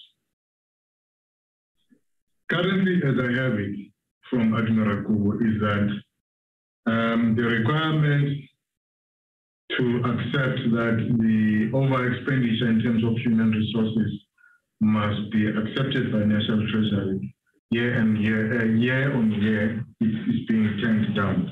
Now, that's the conundrum of our human resources. So this budget appropriation or budget allocation does not improve that particular situation. And a little bit on the MTEP allocations in terms of earmarked amounts, the latter part of the slide. In terms of the latter, the earmarked amounts, there is funds for accommodation charges, 1.2 billion throughout, 1.2, 1.2, 1.3, respectively over the MTEP period leases and municipal charges. The current arrangement that we have is that this NTPW pays the lease portfolio that we have and pays these municipal charges and leases or accommodation charges, and then we transfer the money to NTPW. The chairperson will note that this is not necessarily happening smoothly as it is supposed to do. As a result, the department is hard at work to make sure that these functions devolve to the Department of Defense, and we can do this ourselves. The last part is transfer entities or transfer payments that we gave over to the AMSCO 1.4 billion. The chairperson will note that this is coming over the years to about 2 billion and even more. It has gone down to 1.4 billion, 66 million to military ombud. And then the rapid response capability, we have been given 50 million. Now, this 15 million is not necessarily an additional funding given to the Department of Defense. It's 50 million that has been reprioritized by Treasury from Program 2, which is Joint Operations Program, or Joint Operations Division. In other words, they have taken 50 million and say, out of this 50 million, so out of the Joint Operations Division budget, we're taking 50 million for you so that you develop your rapid reaction capability. Now, the rapid reaction capability, we will know from a military practitioner's point of view. We need that capability so that we avoid the reoccurrence of what happened in the Central African Republic, so that we can project our forces at timelines that are provided by our own doctrine, so that we can secure the forces that we have deployed quite far in peace support operations. Now, 50 million is by far not enough. In fact, it's a fraction of what is required to develop a rapid reaction capability. To those that are interested in military history, the rapid reaction capability was used in the Panama crisis. General McCarthy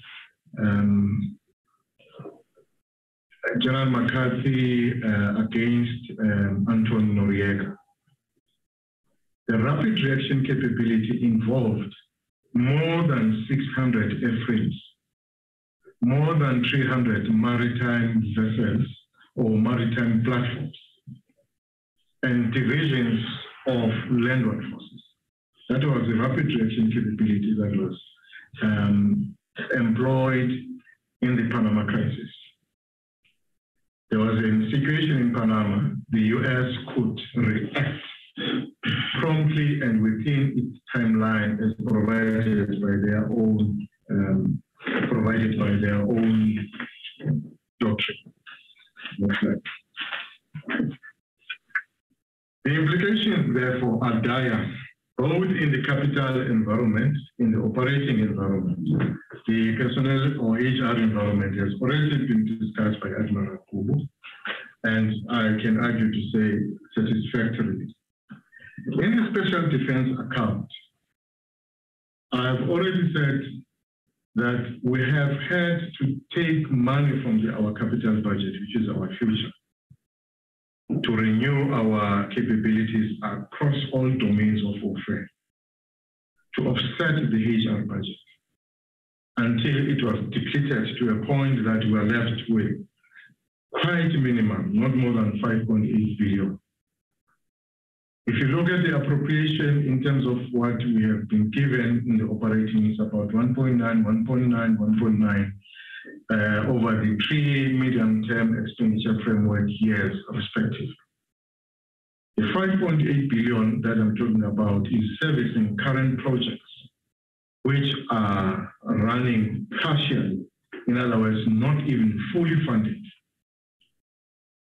The implications are dire to the special defense account and also the defense industry. Because without the defense industry, the special defense account to renew our prime mission equipment will hardly exist. By implication, it means we have lost or we're in the process of losing in a fast pace our sovereign defense industry capabilities, the ones that we're giving us a niche in the African battlespace and in the African continent.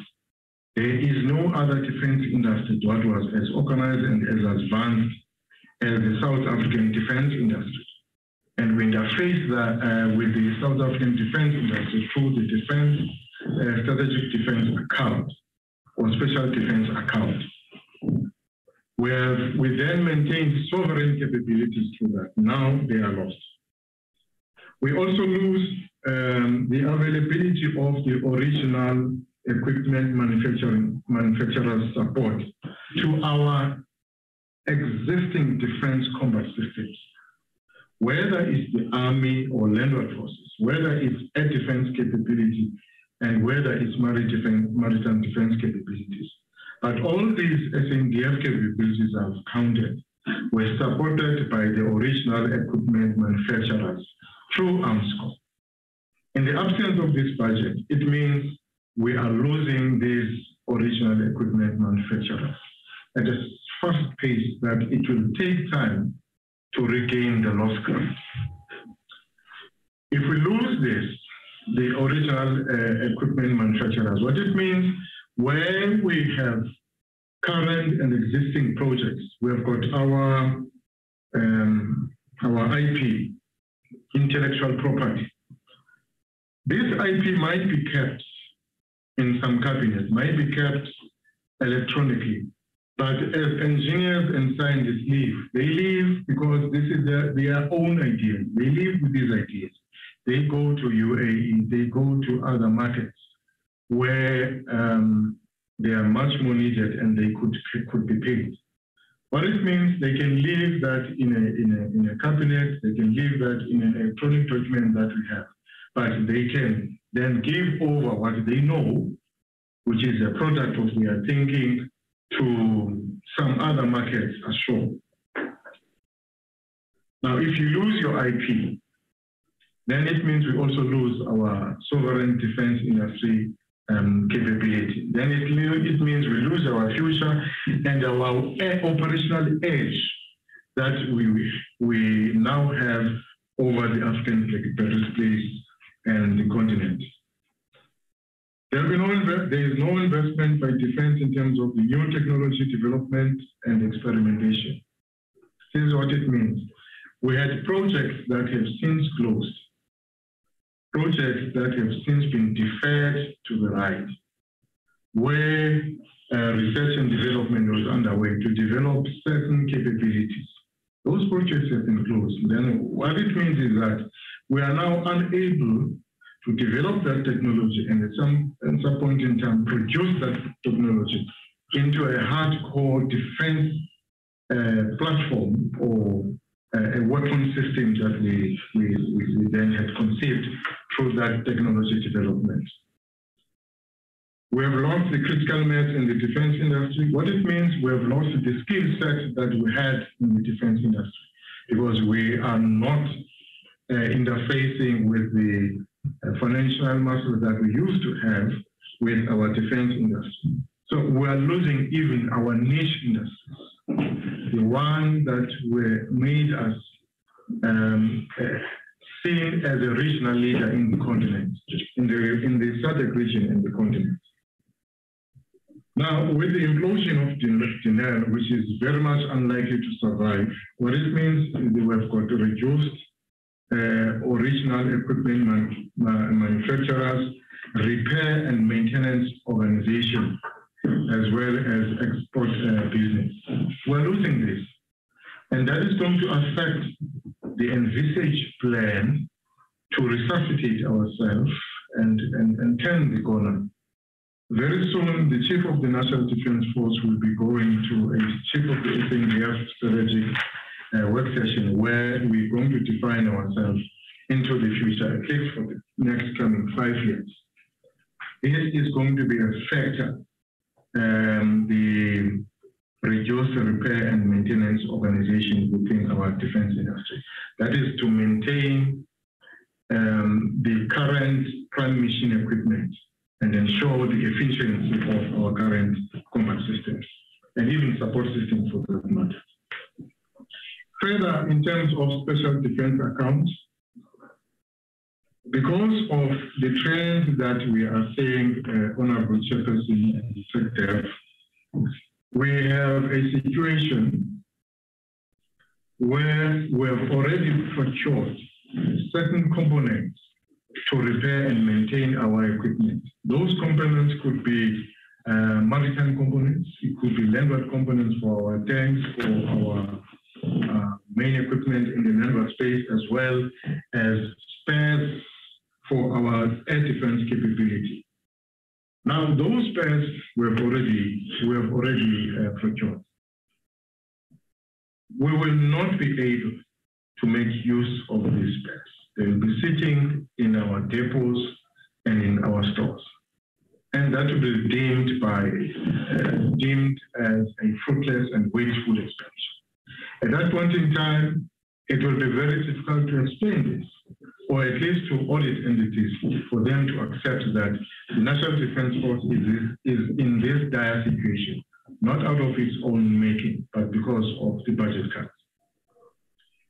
We also anticipate, in a very realistic way, that we'll have through AMSCO to face litigation because we have contracted ourselves with a range of contractors in the defense industry.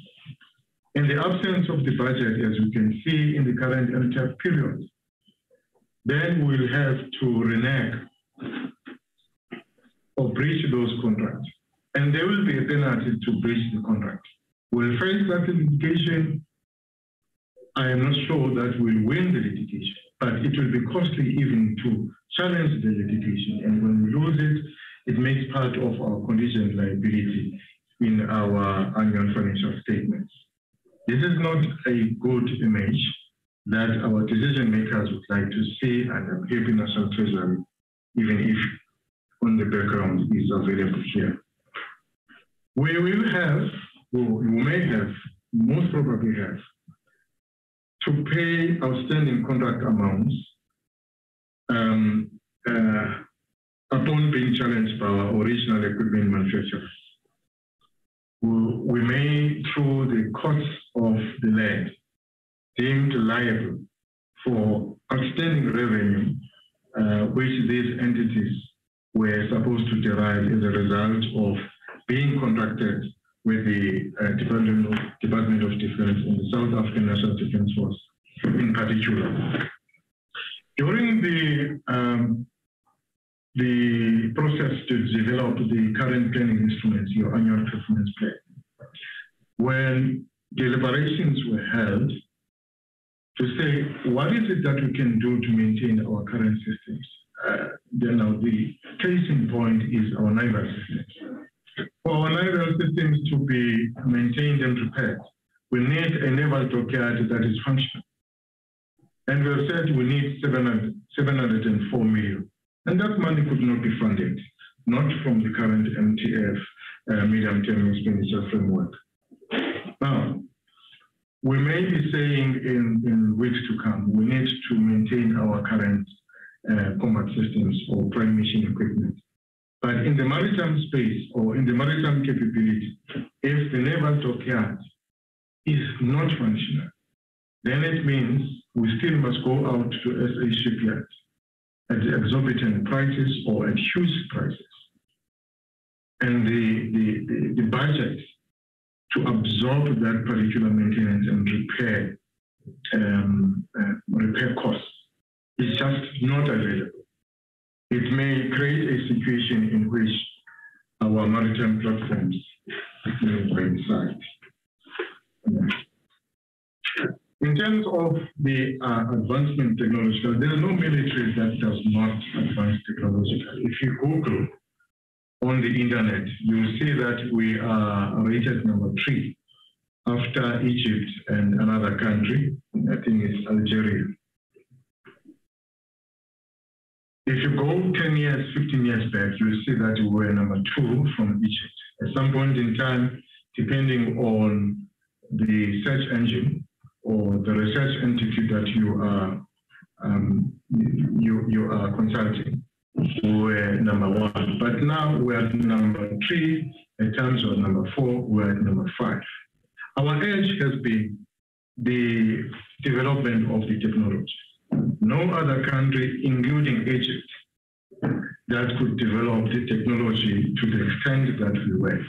But with the budget cuts, particularly or insofar as they're related to capital budget, then it means that technological advancement has been lost. It means the National Defense Force may lag behind these technological advancements, which are happening in the country, in the continent. You recall the continent is actually procuring mainly from the East, and the East is quite technologically advanced. We may find a situation where we are holding and making use of equipment that is by far inferior in the battle space in which we are operating compared to our adversaries. If that happens, and I'm sure nobody, no South African will be proud of the National Defense Force because of the performance that will be coming as a result of that situation. The budget cuts on capital acquisition also affect the industry, and they are threatening the existence of the local defense industry. I think that is very clear. By implication, it reduces the operational and strategic reputation that the Republic of South Africa, not only the National Defense Force, has in the face of the community of other defense forces in other countries in the continent and the world.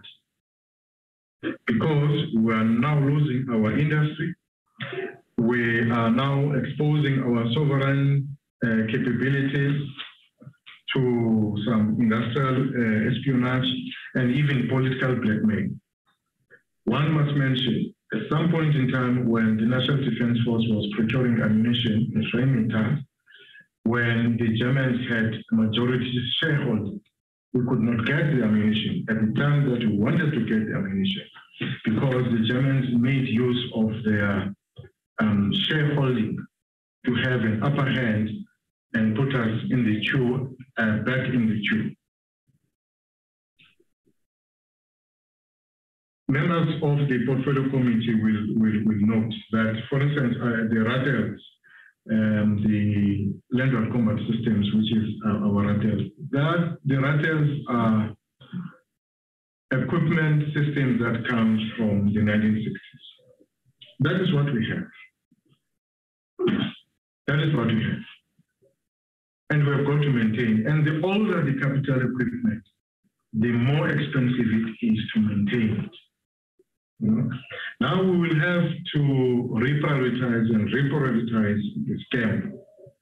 But the scam that is very thin on the ground in terms of what it can do, and in fact, which is tied against projects that are running partially. Now, the discontinuation of the SDA and the termination of the projects thereof, we foresee that it may result in fruitless and wasteful expenditure, as well as litigation against the department through ARMSCO. And we may not be able to fulfill the obligations that we have, or international obligations that we have, which the government is a signatory to.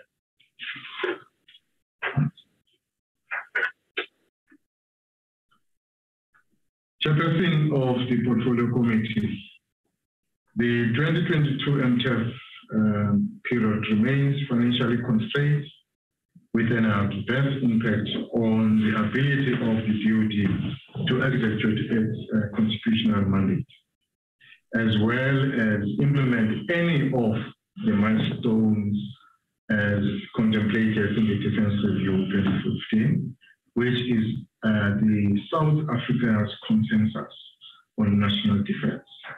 Now, consensus on national defense also reflects the resolve that South Africans have on national defense, which is what is actually articulated in Chapter 11 of the Constitution when talking about national security. The standard, given all of this situation of underfunding, the SNDF, true to its nature as a regimental structure, as a military structure, will heed or continue to heed orders from government, particularly the Commander-in-Chief, to employ forces on a range of missions as contemplated in the Joint Force Employment Strategy. However, the ability to is another thing. We are standing at a point where we cannot execute our constitutional mandate as reflected in all our founding documents. Be it in external operations, internal operations, also and very importantly, also in joint interagency, international, multinational exercise, where we have got to exercise conduct military exercise with strategic partners that have been selected by the country and the Department of Defense to keep up with the contemporary military practices. We are definitely not going to be able to do that at the expense of our reputation as a regional leader. This goes for border safeguarding. The borderline of our country will continue being porous, unabated. The 15 subunits have proven that they can go so far and cannot go that much. However, the Chief of the National Defense Force currently has, and will confirm that during his strategic work session, directed that we must develop, which is already in place, an integrated border safeguarding strategy. And guidelines are going to be given on that, so that at least the 5 pillars with regard to border safeguarding can be covered, namely in respect of personnel that is required, which is already 22 units. How do we generate 22 units? We are now currently at 15. When government overall trust and direction says downward manage the human resources baseline of the SNDF, and then the requirement is to scale up to 22 subunits. But okay, personnel is one of the pillars. The second pillar is infrastructure, the border safeguarding infrastructure. The third one is then technology to augment this. The other one is critical mobility, because you will have to go on a mobile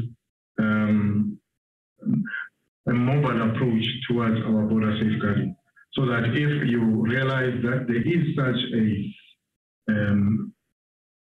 point at which undocumented immigrants cross our borders, we are able to react fast enough, because all the other components have helped you, including technology, to identify that. And the last one is information, surveillance, and reconnaissance through using a sensor strategy of some sort.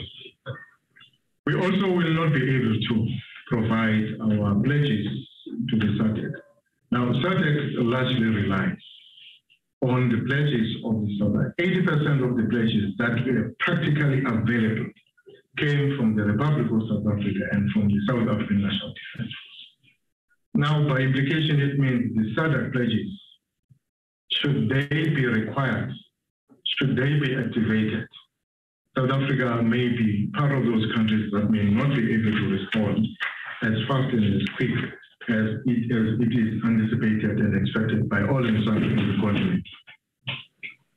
The current MTF budget means that the training effort is reduced across all services, and that impacts on our combat readiness.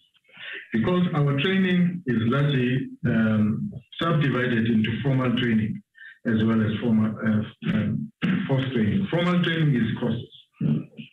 Formal training requires that we have got adequate logistical support, so that troops, as they train, they have got enough rations, they have got enough fuels, they have got enough ammunition, they have got all what they need to facilitate and ensure that training continues unabated.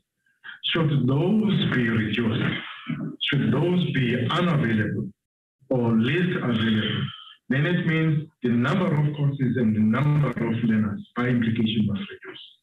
And that is currently what is befalling us, and what will deploy itself deeper into the current medium-term expenditure framework.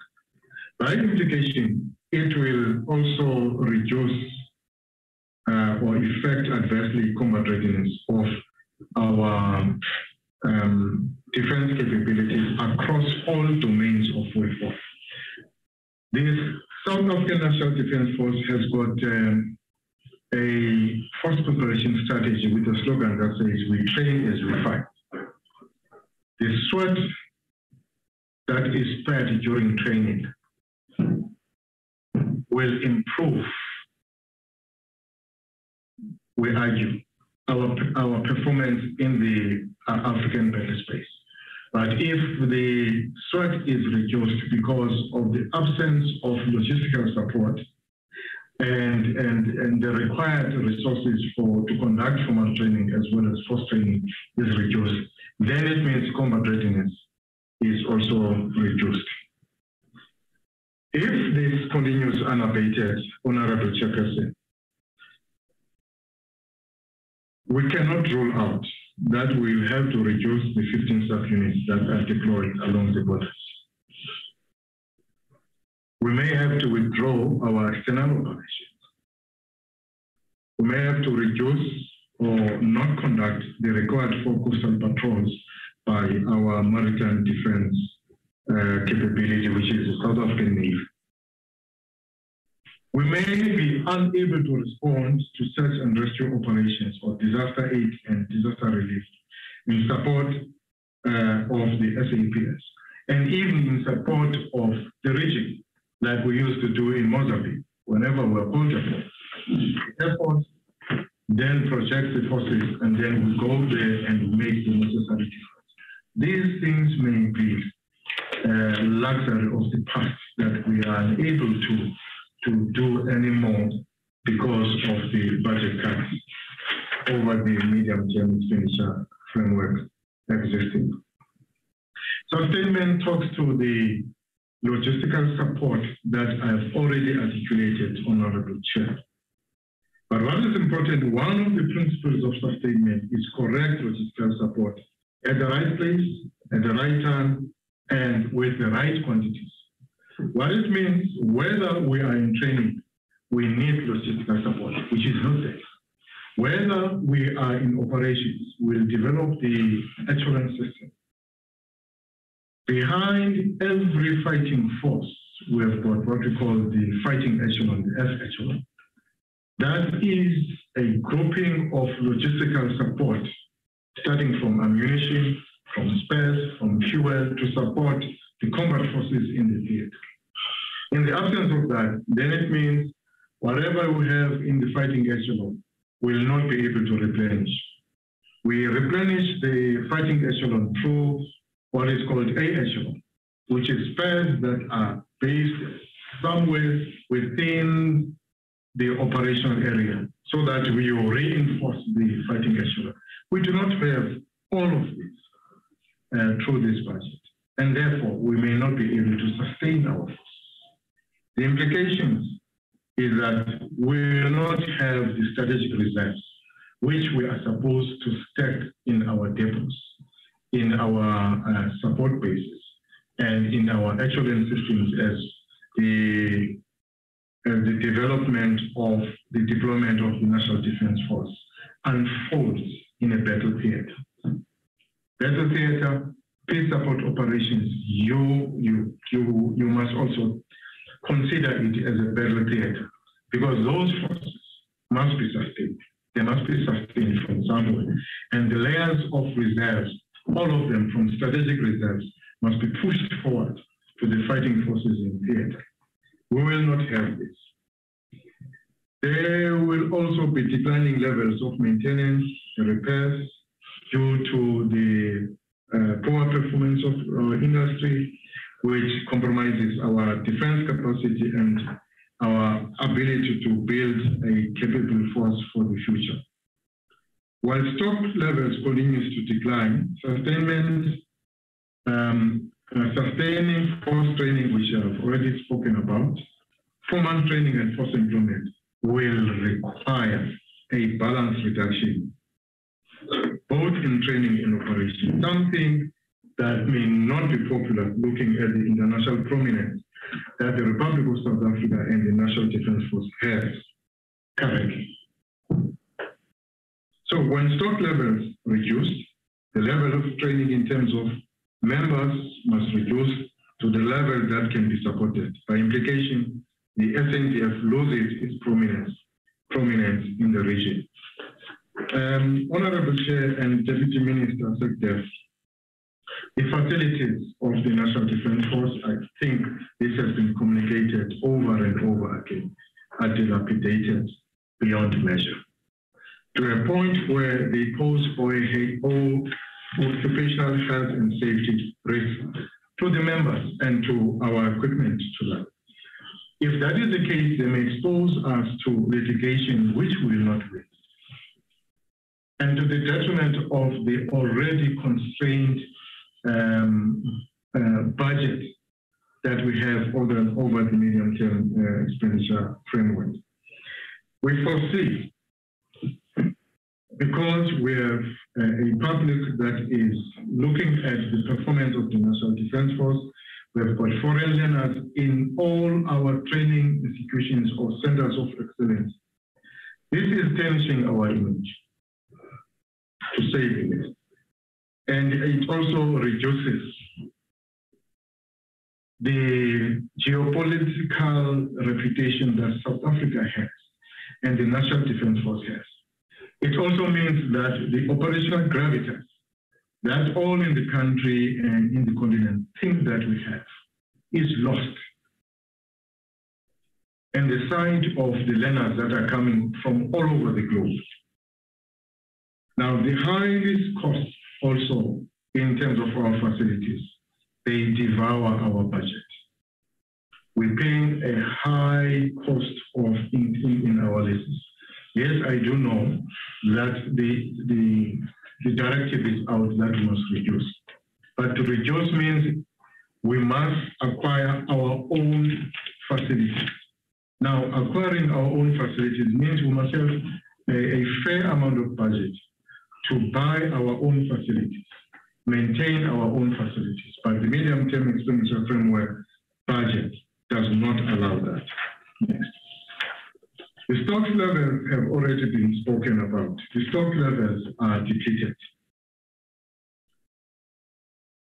Now, if stock levels are depleted, it means it reduces and it makes those levels insufficient to support the current defense commitments. Now, current defense commitments, let us not, for the sake of my presentation, confine them to peace support operations, internal operations, border safeguarding operations. Go back one level deeper and say all these forces that we employ for all the order commitments, we must train them. If funds are not available for training them, then it means stock levels are not going to be available, are going to be depleted. The operational capitals, obviously, that was spoken about will be lost.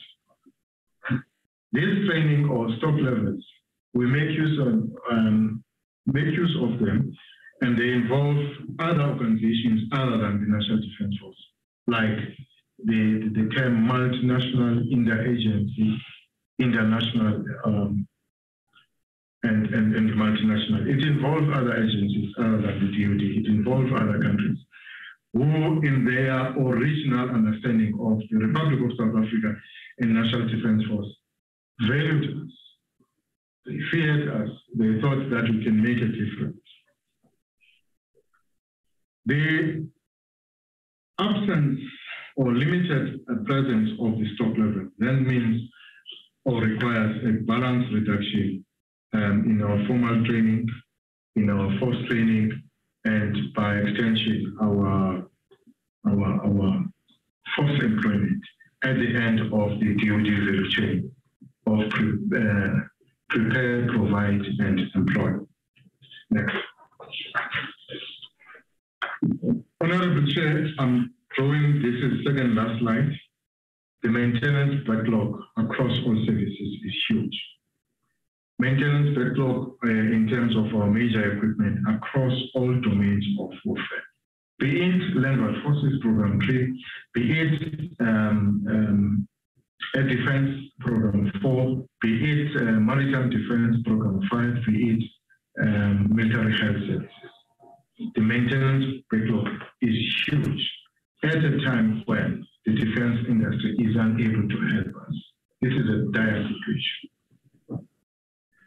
to be able to beef up ourselves and resuscitate the repair and maintenance organization of our defense industry, as well as our own light work troops or LWTs, will mean we'll need a better funding so that we can maintain our equipment. Otherwise, some creative measures are necessary.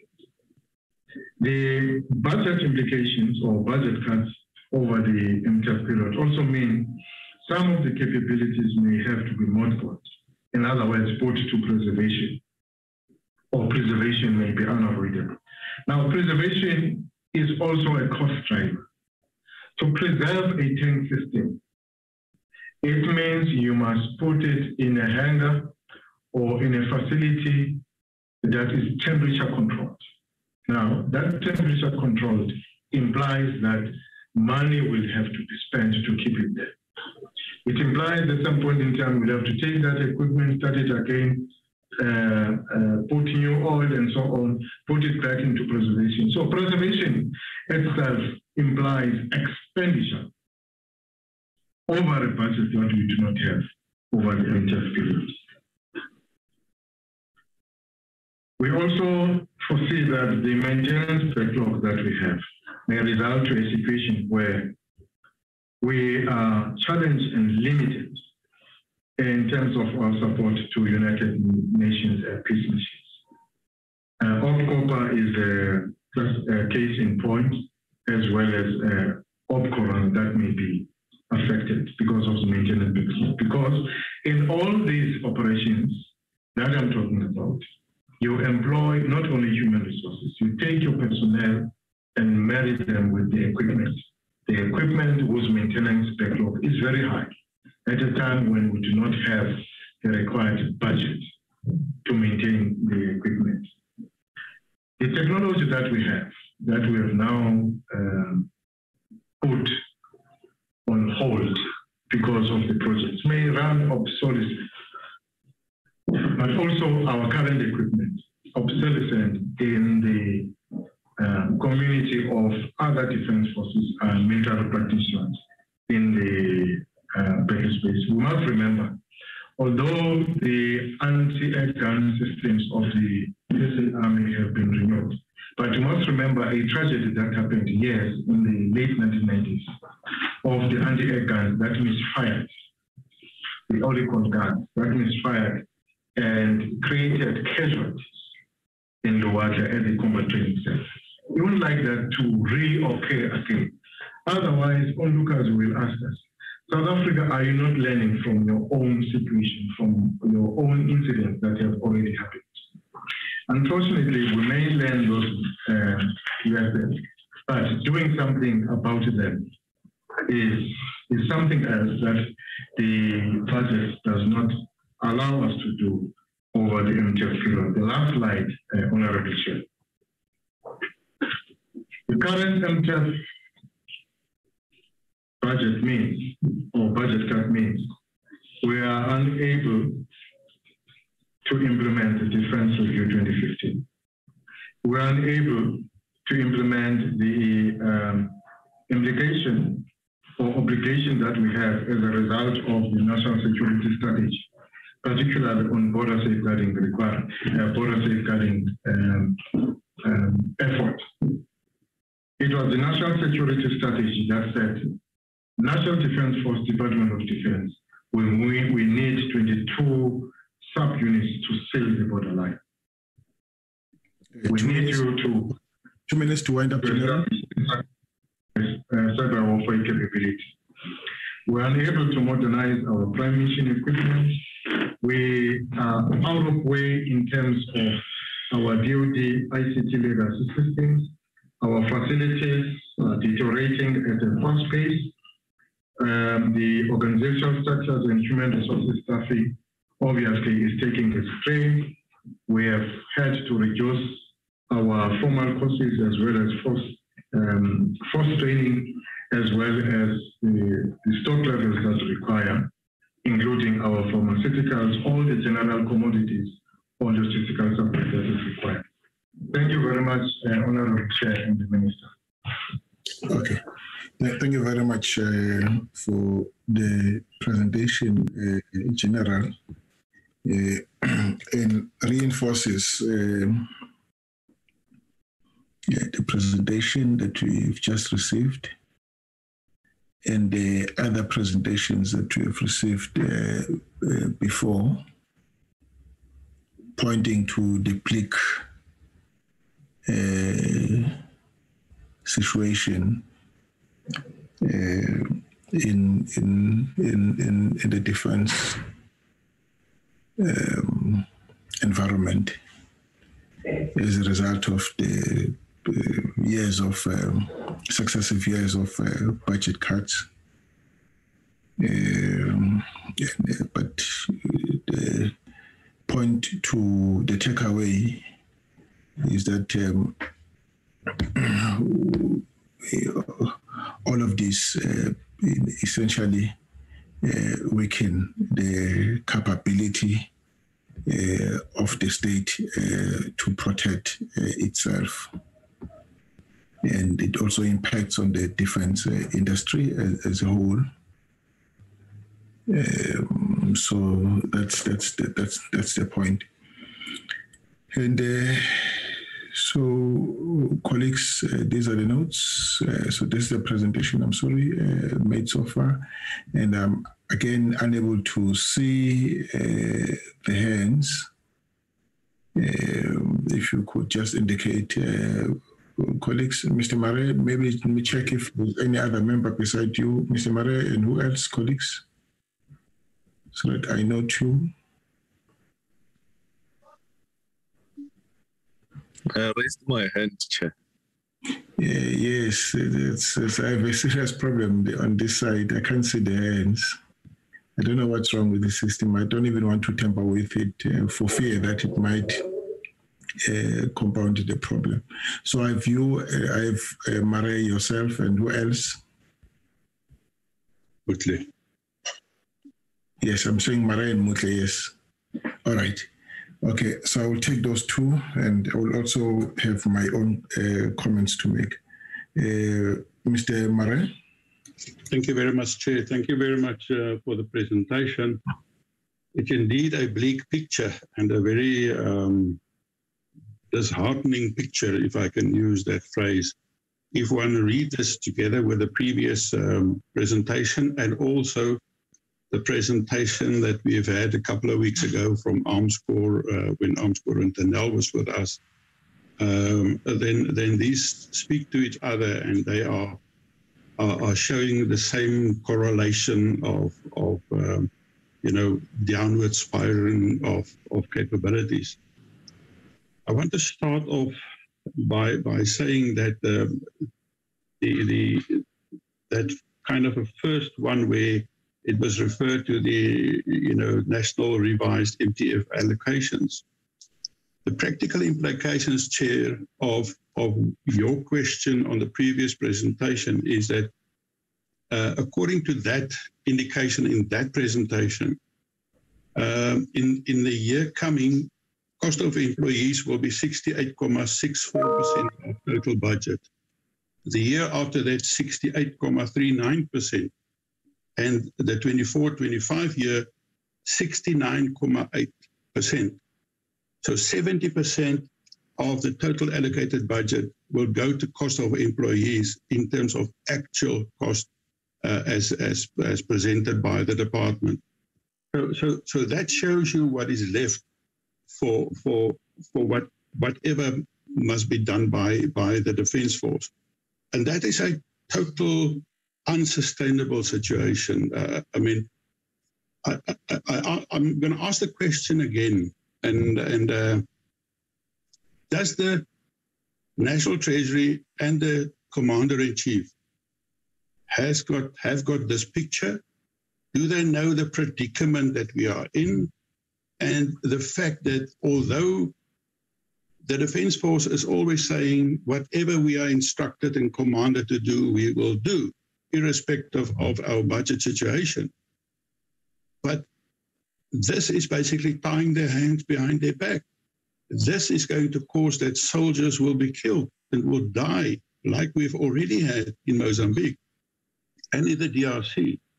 So for that purpose, the Commander-in-Chief and Parliament is basically, we know about this, and we know our sovereignty is under threat because we can't protect it.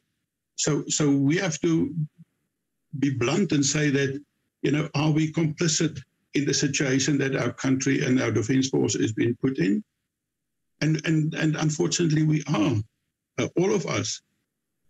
The one thing that I have not seen in the previous presentation and this presentation, and SecDef and the Deputy Minister, I mean, this is on your terrain. We have talked about reprioritization. Even Minister Modise has indicated that we will have to reprioritize. The ex-minister Mapisa Nkakula has said that we have to decide on the defense force we want and need and can afford. Nowhere do we see a reprioritization of the mission and the objectives of the defense force.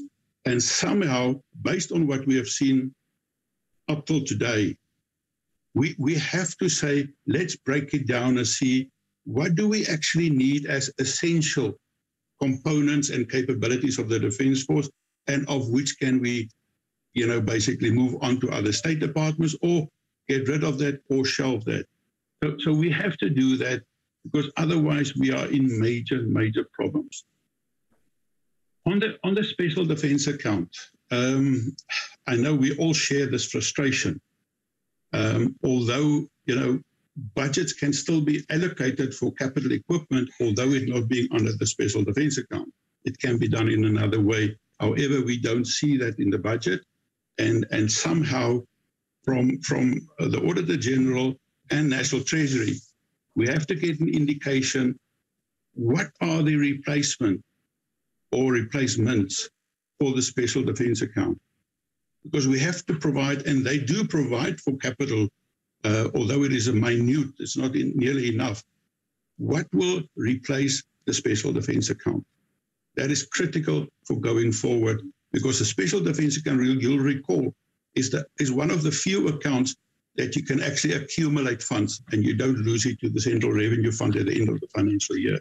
So for that purpose, the SDA is important because we've got multi-year contracts that must be honored. If I look at the eventual loss of local OEMs, we know that, if I'm correct, and I stand to be correct, the major problem is the NEL. Now it's now 22. I don't know how much more time do you still need. Probably about 5 minutes. Sir. About 5 minutes, okay. Okay. So the NEL is the problem in terms of the OEMs, or are there other OEMs as part of South African defense industry that is affected here? Because although it's been said that the NEL is unlikely to survive, you will recall, Chair, when we had the presentation from the DPE and Minister Gordon, he was of a total different view, that we can save and salvage the NEL and they can still play the role of an OEM. So again, we've got Arms Corps and the Defence Force on the one side, and DPE and Minister Gordon on the other side. And somewhere we have to sing from the same hymn book. So then I just wanted to ask, in terms, again, about the fruitless and wasteful expenditures. It is indicated that there are certain contracts that might lapse. We have been told several times that Project Biro and Hotel is fully funded. So the only other contract that I'm aware of that is under reconsideration is Hoefyster. But in that case, it is not a breach from our side, it's actually a breach from the NEL side. So which capabilities and contracts is the Defence Force referring to? Because, you know, we have to know and know what we are talking about. Then in terms of when you look at the special defense account on the technologies, I'm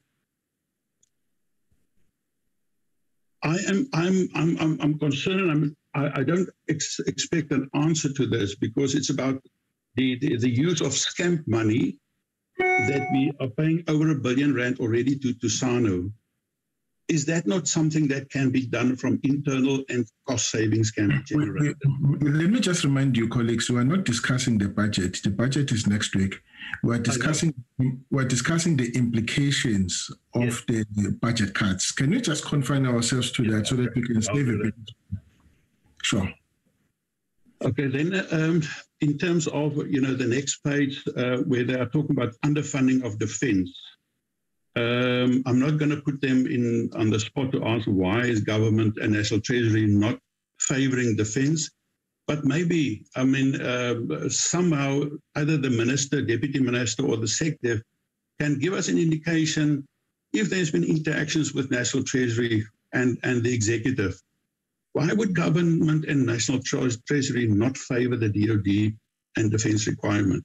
That is a major problem. I want to ask the question about border safeguarding. We have got a major problem, and especially with regards to the SADC standby force and our responsibilities.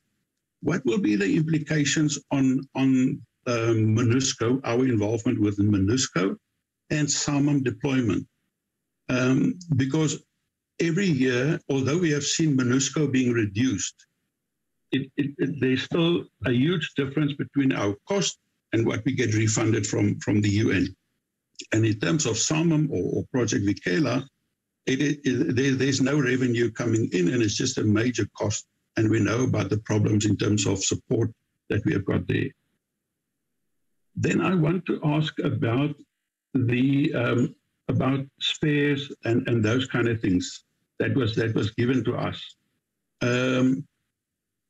In cases where our equipment has been mothballed and has been said about the maintenance backlog, am I correct to say that maintenance and mothball preservation actions, it was done 4 times a year, if I'm correct? That was reduced to twice a year, and now apparently there's been no provision for that in the NTEF. What will be the impact? The 5 minutes is gone. What will be the impact on that?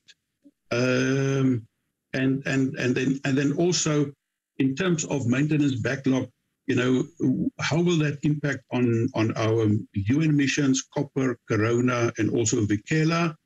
And then lastly, Mr. Murray, your 5 minutes is gone. You had 12 minutes. Just 1 point.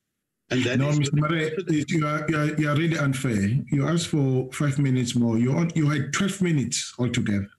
Okay. I just want to ask about the defense review, but okay, sure. All right. Okay, grant you. But please note that you 12 minutes now. Just on the 2015 defense review, we know, and it's been reported that we cannot fund that. Has the department started with an alternative defense policy on that? By the way, we're not discussing budget. We're not discussing budget. We are discussing the implications of the budget cuts. I think that's the focus of the presentation today. Yeah, and that's exactly, the 1 point on the non-implementation of the defense review. Okay. That's why I was asking whether they've started. Okay, can I move to the next? Can I move to the next colleague, Mr. Murray? You've made the point, Mr. Murray, Mr. Motley. Yeah, thank you, Honorable Chair.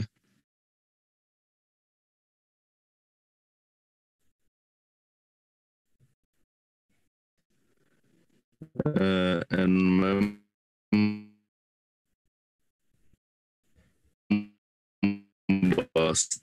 I don't know if the problem is on this side. Can you hear Mr. Motley? Am I audible? He's also cutting a chairperson where we can't make sense of what he's doing. Am I audible now, Chair? Now, only now. Can just go ahead. Only now you are audible. All right. Well, thank you very much, Chair. Let me just go straight to the point. In case I have network challenges. Chair, I've got a mixed feeling with the presentation. This is because we have received some presentation prior to this one, particularly on the maintenance, because the last presentation, Chair, if you recall, that we received from Operation Tusano, which in the main was speaking to maintenance of the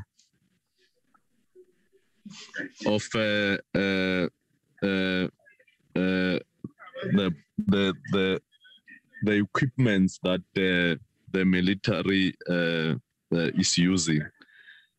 It gave a positive picture, but this presentation today is presenting something contrary to that one. Now, I don't understand, is this on the basis of the fact that we are now dealing with the impact of budget cuts, that it depicts a very worse picture as opposed to the one that we received from Operation Tusano. I will need to get clarity from there, because seated where I'm seated, I'm a bit confused. I don't know which presentation between the two gives us the true reflection, or maybe I'm lost. I don't. There's a difference between that presentation and this presentation in terms of maintenance, because I want to believe that this maintenance are carried out under the very same project Tusano. Or I will be clarified if I'm wrong. Secondly, Chair, my worry is one. You see, Chair, when your child is sick, even if your child is married, you'll always bring her home so that there is care to resuscitate your child's life. Now, with denial, it's problematic. We have resolved that denial must go back to DOD. And there are a lot of politics why they don't want denial back. And you see, the demise of denial is going to impact negatively on the life of AMSCO. We have seen already that the budget cuts are impacting negatively on the SDA. And if the SDA does not survive or is not salvaged, AMSCO will follow suit. How are we going to ensure that we keep AMSCO alive when there is no money available in the SDA to ensure that they continue? I mean, they are left with literally two projects, Project Hotel and BRRR. When those projects are completed, what will be the use of AMSCO going forward? I mean, we must begin thinking along those lines, because it's a coming reality that if something is not done, the denial is not saved, SDA is not safe, then we will be sitting here in future, Chair, discussing how to save AMSCO, whilst we are seeing all arrows are now pointing at AMSCO. Whether we like it or not, we are going there, Chair. If the SDA is not salvaged, what will be the use of the usefulness of AMSCO going forward? So, Chair, if I can be clarified on those two issues, so that we begin to think along those lines to prevent some of these things from happening, as opposed to reacting even when we had an opportunity to be proactive. Thank you very much. Okay. All right. Any other hand? Any other taker, colleagues? I said that the screen doesn't show the part that raises the hand. All right. It doesn't look like there's any other taker. colleagues, no, thank you very much and for your contribution into this discussion. My questions were also covered in the process. Let me welcome, without wasting time, the SecDef to deal with the questions, and we'll then take it up from there. Thank you very much, Chair. Chair, let me start maybe with the questions that had been raised by Honorable Mutle. Yes, there is TUSANO, and TUSANO is basically a bilateral agreement between our defense force and that of Cuba. And there were certain areas that they were focusing on, whether it is your summers and what, but those are the some of the old vehicles that we had, and we thought that they could not be saved. And then through that project, then there was work that was being done to actually try and salvage that. That, Chairperson, is separate from the maintenance that we also do through a procurement via AMSCO. So those are some of the things, and you would recall that the last time that we had that discussion, we were focusing on the Air Force and the other areas. So I just thought that maybe one needed to clarify that. And the maintenance by AMSCO is not only the one that deals with the Air Force, but it covers also the other areas. So they are two different things.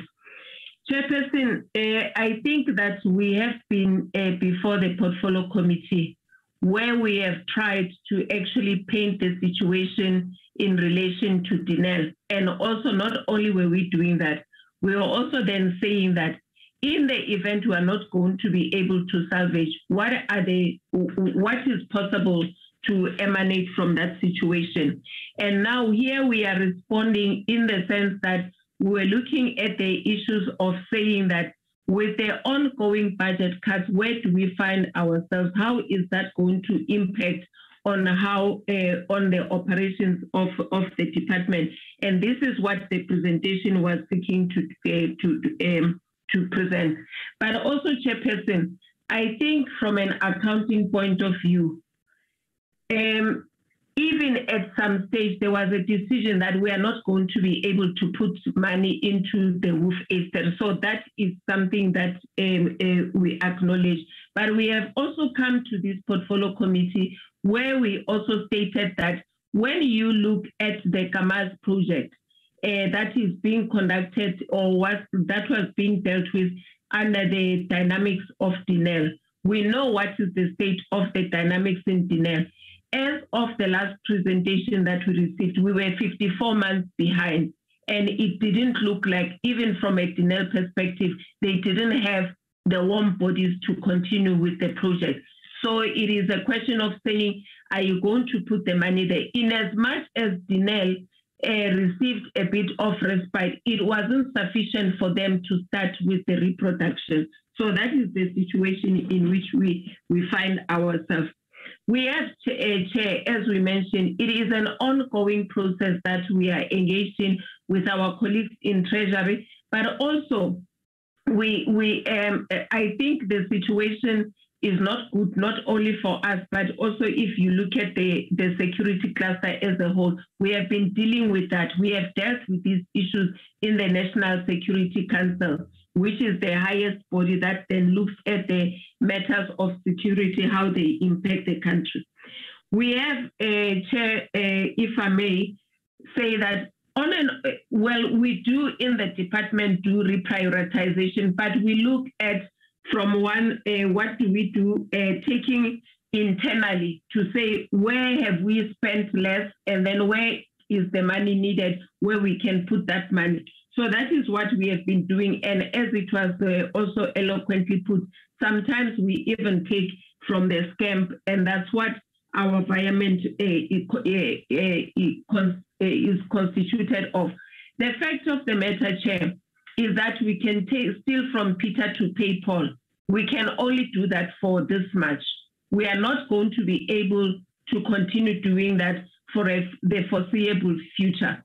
Now, what even makes the situation a little bit precarious is that in as much as we're experiencing the budget cuts, the responsibilities are continuously also increasing.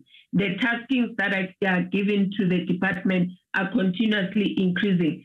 So really, in honest truth, the department finds itself between the rock and the hard place. So we try and do our level best within what we think is possible to do. So I think I would pause on those, and then I would allow General Kundu to respond to the other issues. Thank you.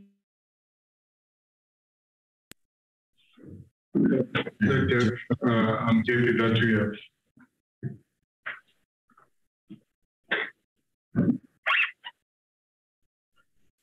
Secretary, Honorable Chair, I'm happy that the Secretary has addressed this. I think the responses from here are quite sufficient. I think in terms of the replacement of the SDA, the discussions and engagement between the department and National Treasury and so I'm told. And I think as of when they are conclusive, they will indicate on the future of the SDA.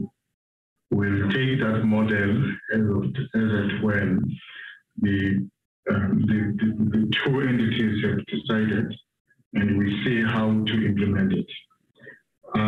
Personally, I do not foresee that there will be a concrete replacement of the SDA. I think a defense force will always have to renew itself, will always have to prepare for future threats.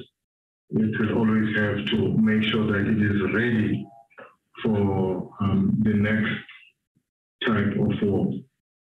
In terms of the implications on MONUSCO, in terms of, I think Honorable Maria spoke about border safeguarding, and then he went over to what are the implications of on MONUSCO. That has already been addressed in the presentation. If you go to slide 9 or 8, where we are saying already, we may have, because of the budget cuts, the implications may be that we have to further reduce on the subunits. We may have to withdraw from external operations.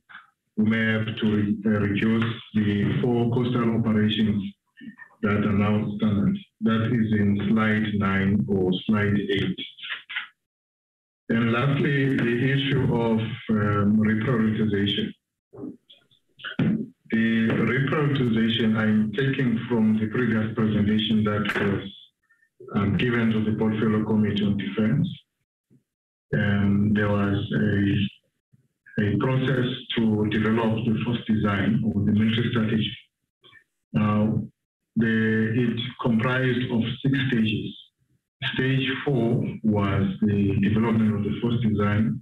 It was concluded successfully. Stage 5, development of the first structure.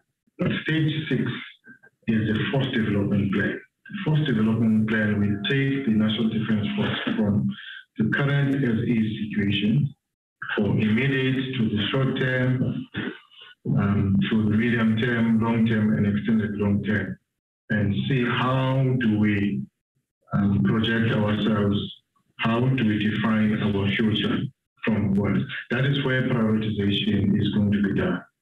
Currently, what goes in terms of what is going to top the list is efficiency and maintenance of our current combat systems.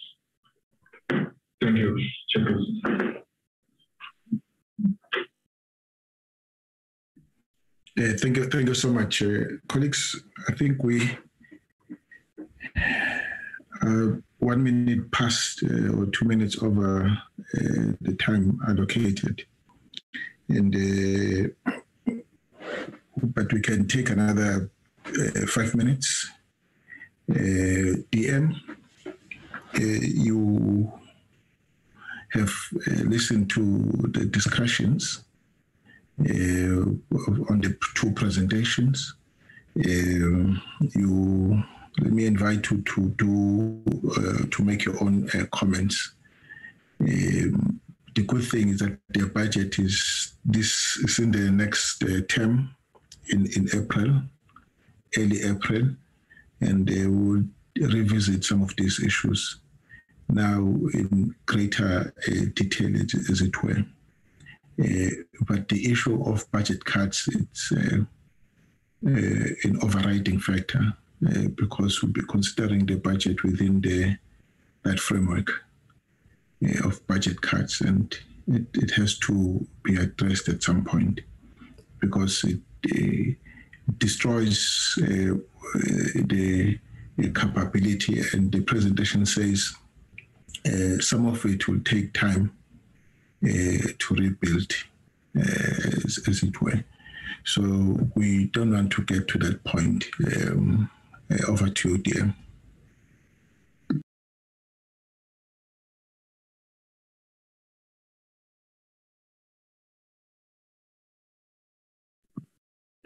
No, thank you very much, Honorable Chairperson and committee members.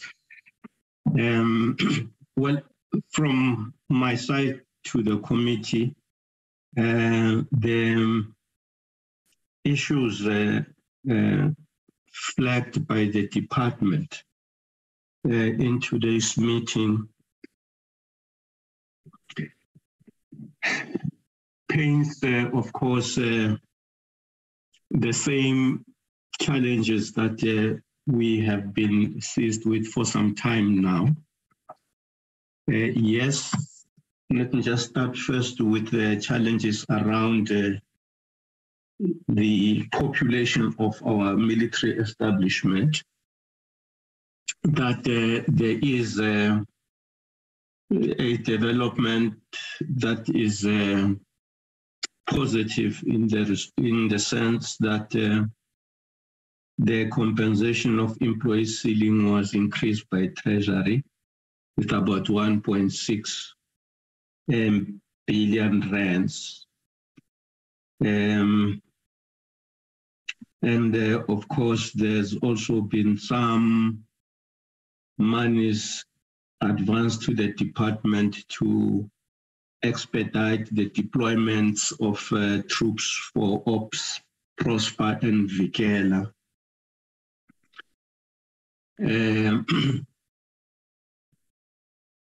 But that, of course, is in the broader context of things, it's almost like, peddling, as members would agree, peddling on the same, place and not making much progress. I looked at what our defense reviews suggested we do. And the committee members who said that some of these issues cannot be conclusively or in a more comprehensible way dealt with outside of the defense review are correct. Why I'm saying that we are peddling in a way peddling on the same place is because as you know now, the savings that are going to be effected to come within the limits put to us to the compensation of employees are going to be realized through the reduction of the man days of the reserve forces from 2.6 to about 2001.9. It does not answer the broader question about whether our defense establishment have sufficient warm bodies for the things they must do. And we raised this point, it was flagged in the committee the last time to say the one force concept was an approach that sought to handle the demands of our military responsibilities in a more economic way, have a permanent force that relies on the reserve forces that gives our armed forces that surge capability. Now, the Defense Review of 1998 postulated an arrangement where the permanent force will always be a smaller component of our defense force compared to the reserve forces. That the reserve forces will always be in large numbers, and the permanent force would be a much leaner organization. But the 2015 Defense Review seemed to have worked things the other way around. That the permanent force projected throughout the different stages that were anticipated to arresting the decline, to getting the rebalancing, and eventually getting an ideal force level and posture, that the permanent force will actually be our bigger component. These issues, I think we need to revisit and deal with them in more practical terms in relation to where we are now. Because just this point we're discussing about the compensation of employees, Chair and honorable members. If we had discussed it, 18 months ago, in the manner in which we are discussing, there would have been no problem. But the reality now is that the employment of the defense force has increased in the recent months, and the likelihood that we may remain in this kind of state of affairs is very real. So the defense force has they fell back on the reserve forces. And if the reserve forces are whittled down, as the man days budgets are suggesting, it is true that the employment of the defense force may actually be embarrassed very soon. It may cause an embarrassment to cabinet. So we've got to deal with these issues in a very realistic way. And I agree that a more comprehensive discussion is going to be required. It's fine for purposes of, the reports and, audits and documents for the financial year we are going in. It's okay. It's a different matter. That is a desktop, labor. But the real world of the issues that we are talking about is it's a different matter. It cannot be that we say it is okay that at least some money was provided for compensation of employees to make the defense force deploy for Ops Vikela and Ops Notlela.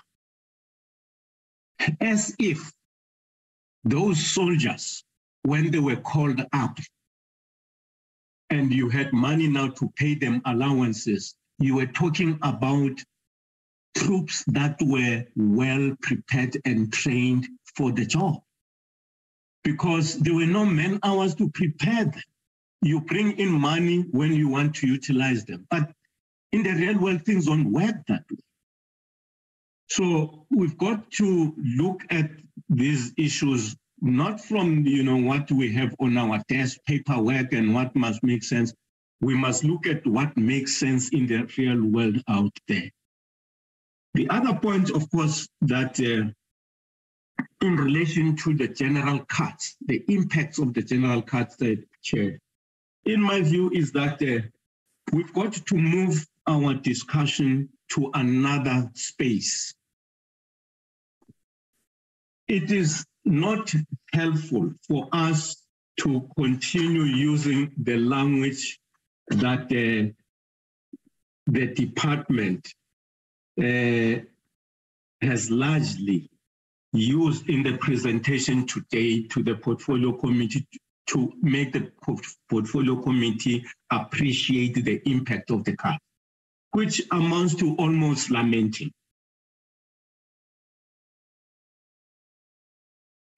My view is that, Chair and honorable members of the portfolio committee, we've got to agree now to say the discussion should be about what should happen, what should we do, and what should not happen to our defense establishment.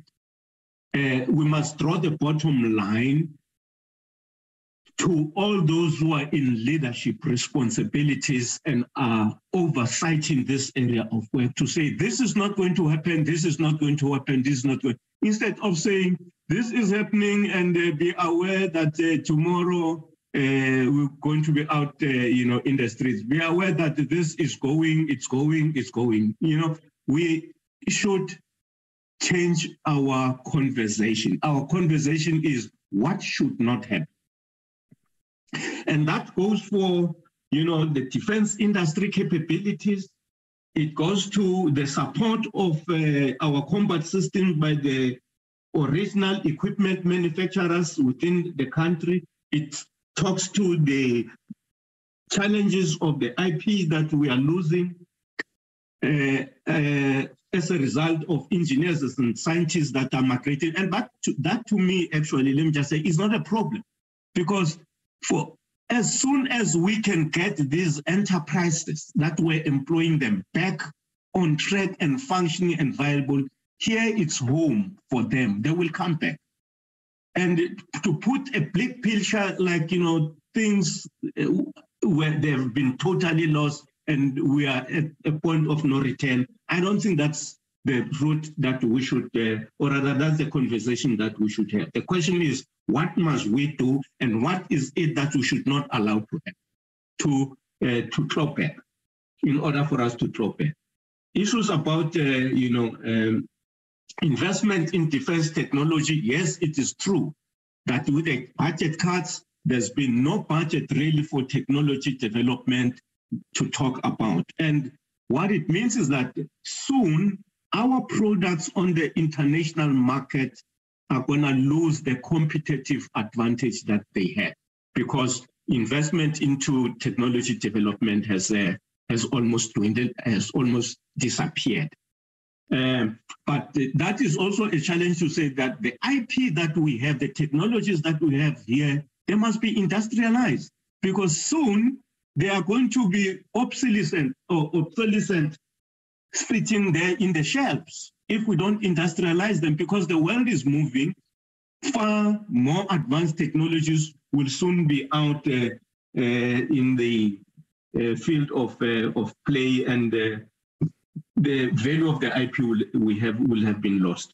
So that, to me, Chair, is what I would share as my sentiment with the members of the portfolio committee, to say, let us push to change the conversation of in South Africa of our military establishment challenges. There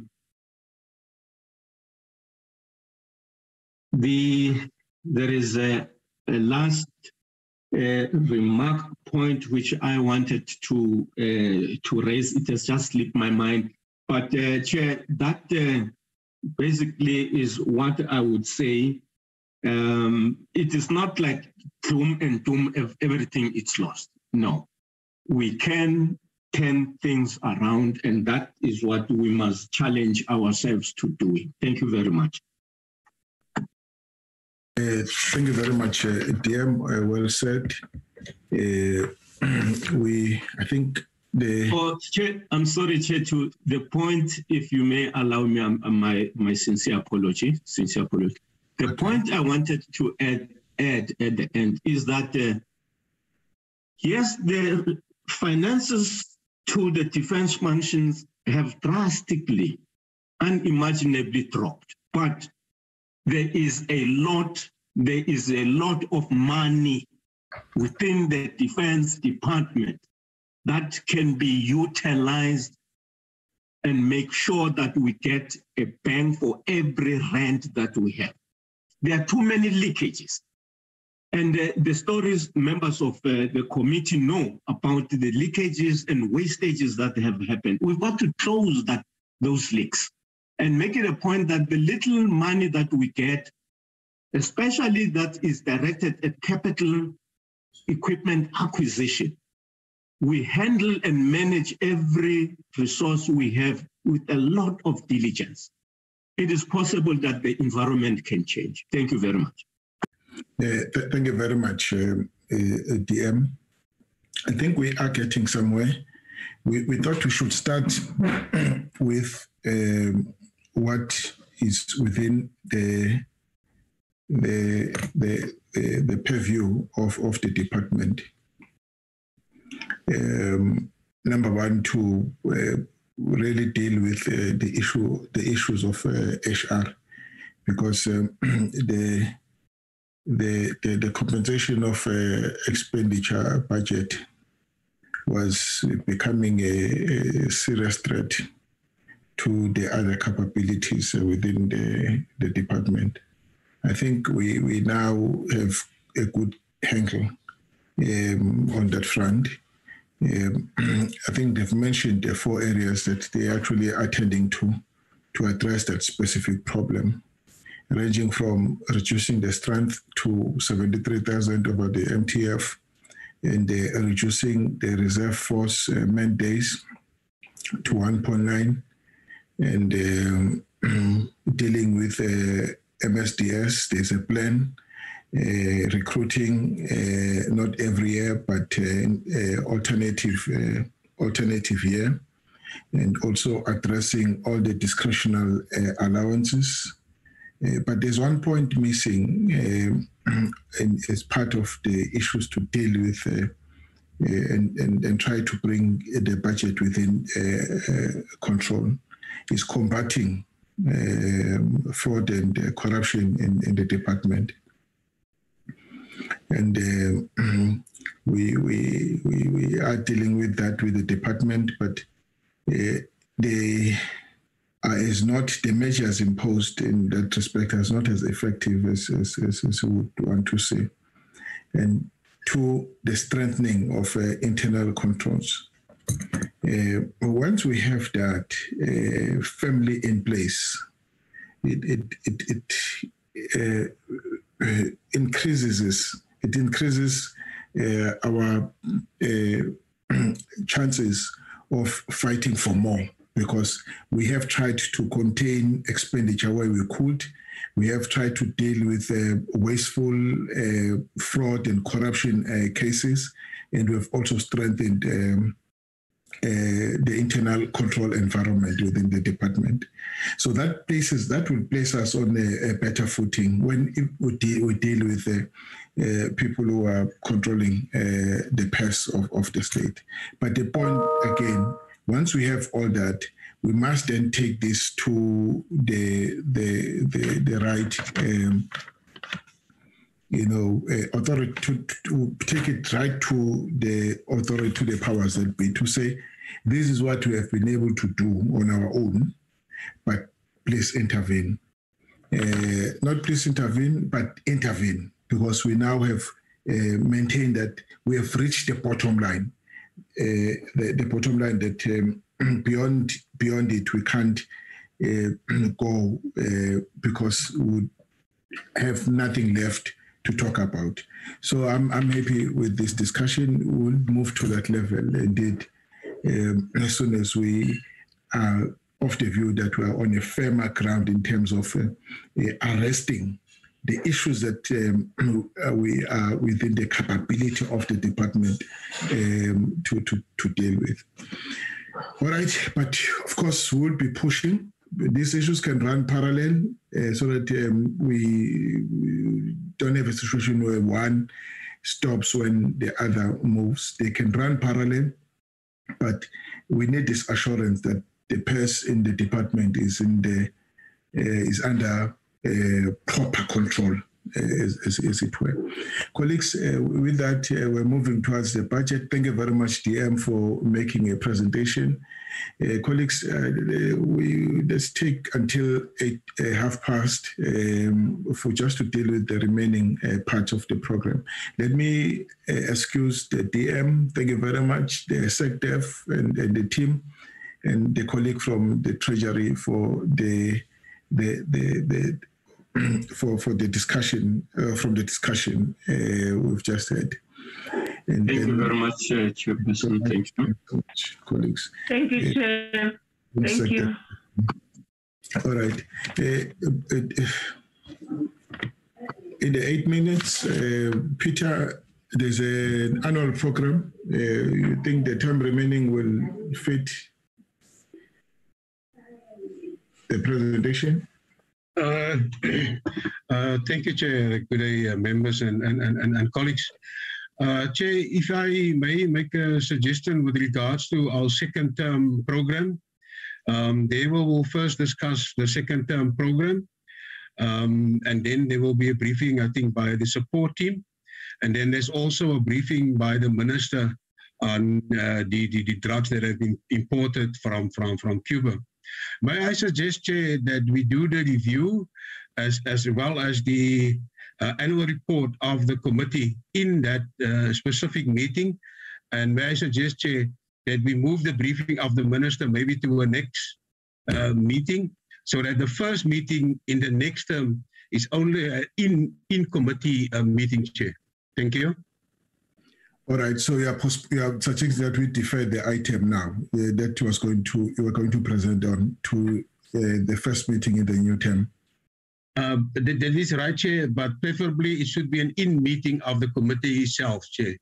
In-meeting, okay. Yeah. No, let's then take the program. I'm just presenting it so that colleagues see what is in our mind. I wish we could have the program of the agenda items of the first meeting adopted. Colleagues, this is what we are presenting for the new term. Still draft.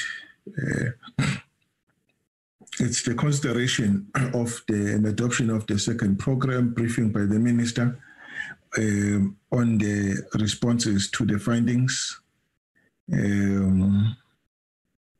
of the ministerial task team on the Heparon drug, and the presentation by the content advisor on the annual performance plans of the 3 agencies, 1, 2, 3, 4 agencies and their budgets.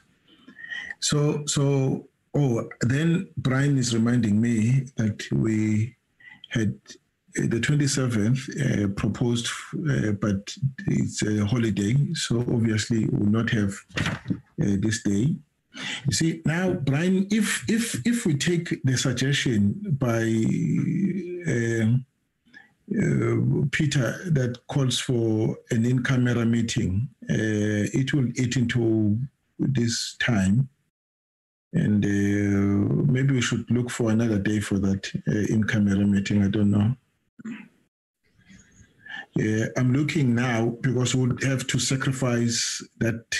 We must find time for that which we placed for Wednesday, the 27th. Have you been able to find time for it? If I may add, I think what Peter has suggested is the right one. You will recall that when we were in Pretoria, there was a couple of questions that they said that they would like to come back to us. And I suppose that because we had it in camera or closed session meeting in Pretoria, that they would appreciate a closed session again to give that feedback. I think I had cross purposes, Mr. Murray. He's talking about the committee meeting on alone. Is that what you're saying, Peter? That is correct, Chair. Yeah, the closed meeting will provide for it, Mr. Murray. In fact, it's going to be provided for in the JSC, Joint Standing Committee program.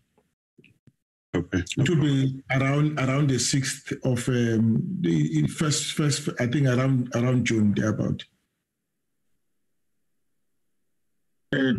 Chairperson, if I may come in, under normal circumstances, Chair, the first 2 weeks of the second term, normally, in fact, the first 2 or 3 weeks are normally used for committees to process the APPs and budget in preparation for the budget votes.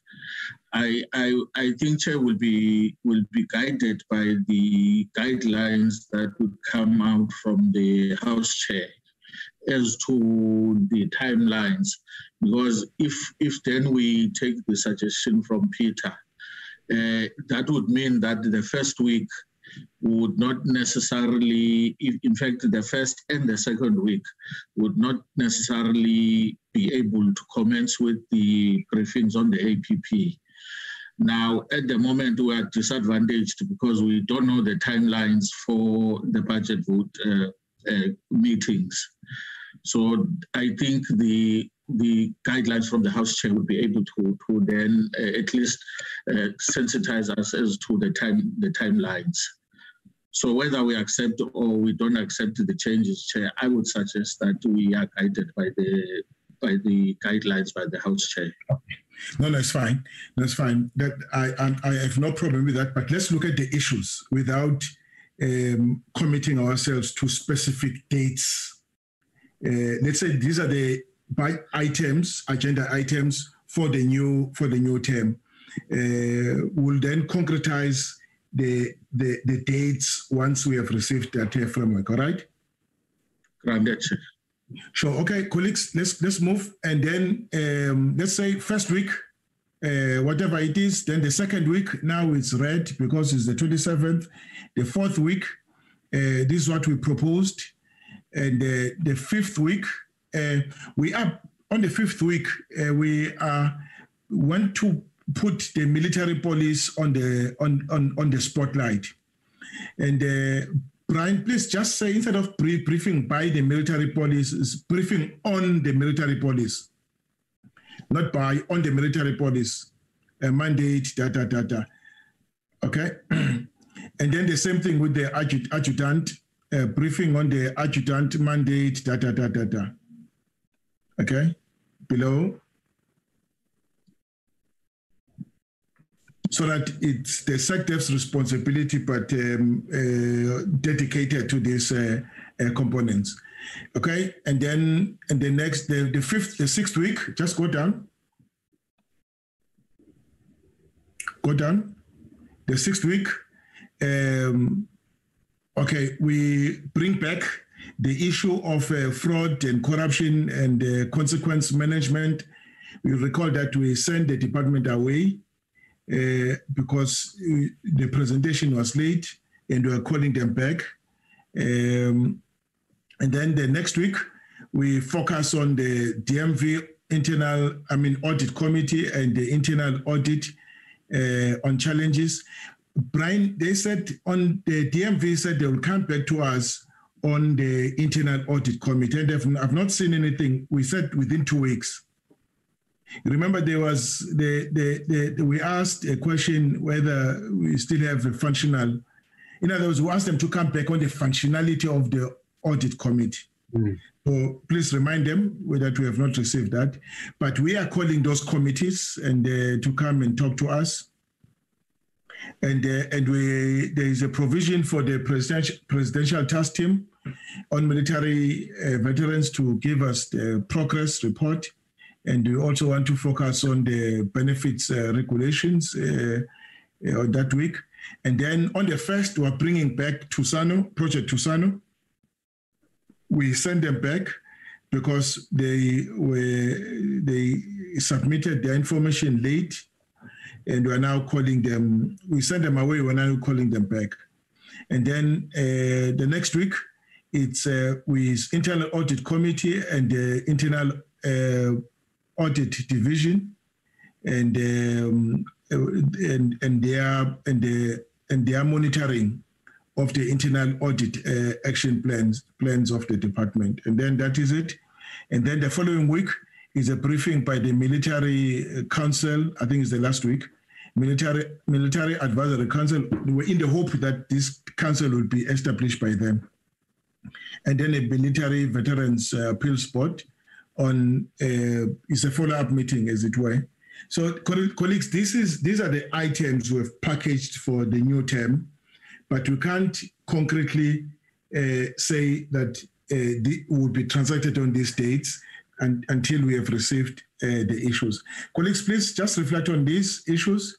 You may want to add a few other items for consideration, and it means we'll consider them in the first week of April. But please grant me the first items of the first week of April. If you could just grant me approved the 20th of April, I'm happy, and I'm happy with it. Chairperson, I've got no problem to support you. I just wanted to get a clarity from you. The presentations that we have just had, is that something, because there are a number of quite important matters, is that something that will be maybe discussed at the Joint Standing Committee on Defence, or is those matters for the Portfolio Committee? If for the Portfolio Committee, obviously that is so critical and so devastating on the Defence Force going forward, that somehow we have to unpack that and talk to that as well. Obviously, there's nothing in this presentation or in this program for that. That's why I just want to have clarity whether we're going to refer that to the Joint Standing Committee on Defence or whether we're going to deal with that. You mean the issues that we discussed this morning? Yeah, because there's a lot of follow-ups. There's a budget. Budget is open-ended. We'll be dealing with the budget. Okay, I've got no problem if that is the case. Then it'll be really a wide thing. But there are a lot of matters, well, operational stuff. We'll then take it up from there, Mr. Murray. We'll just deal with those in the budget, and then follow up with meetings that will be dedicated to certain aspects of whatever would be would identify for follow up. Yeah, because this is quite concerning stuff, and if we are not giving attention to that, then we can just as well just lock the door. Okay, all right. So Brian, so it means the 20th, at least we have the program for the 20th, and I can put in this program tentatively, but we'll confirm it in the first week of April, in the first week next term, on the 20th of April. No problem. Are you happy with that, colleagues? Thank you so much. That's correct. Thank you. Okay. What was on the agenda now that we are deferring, Brian? What else was on the agenda? The annual report of the Portfolio Committee, as well as the review of the APP. No. Today. I'm talking about today. The last item would have been the adoption of the minutes, Chair. I think we can do it on that day. All right, fine. Well, colleagues, thank you very much. I'm sure I can adjourn the meeting. Agreed? Thank you, Chair. I'm sorry, Chair. Wilhelm was also going to present on the survey. Oh, was going to you have the team from the research. That's correct, Chair.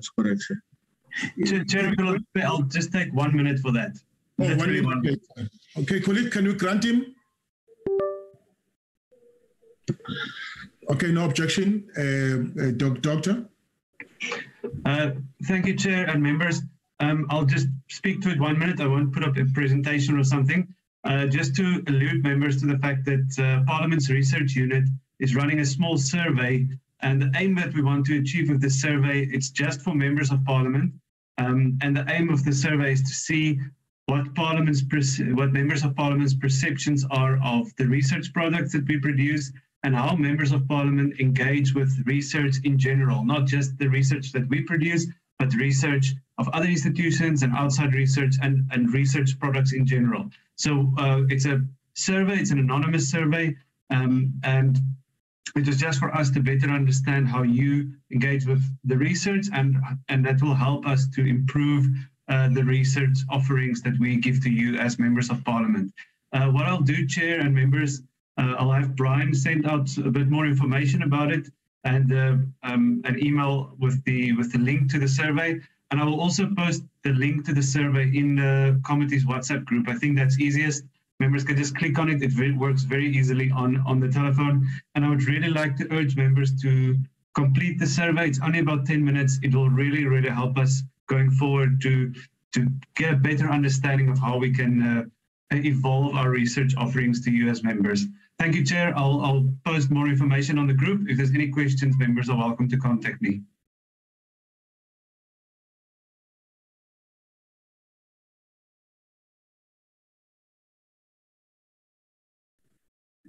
Hello? Okay. No, thank you very much, Doc, for the presentation. Please send it via to members via the WhatsApp group with some detailed notes, explanatory notes, if as it were. We'll then take it up from there. Colleagues, please support this initiative. It's aimed at improving the service that we are receiving from Parliament. With that, colleagues, I wish to thank all of you for going beyond the call of time. Beyond the time, until we meet again. Thank you so much. Thanks, team, support team. Thank you, Chair. Thank you. Thank you, Chair. Thank you. Thank you, Chair.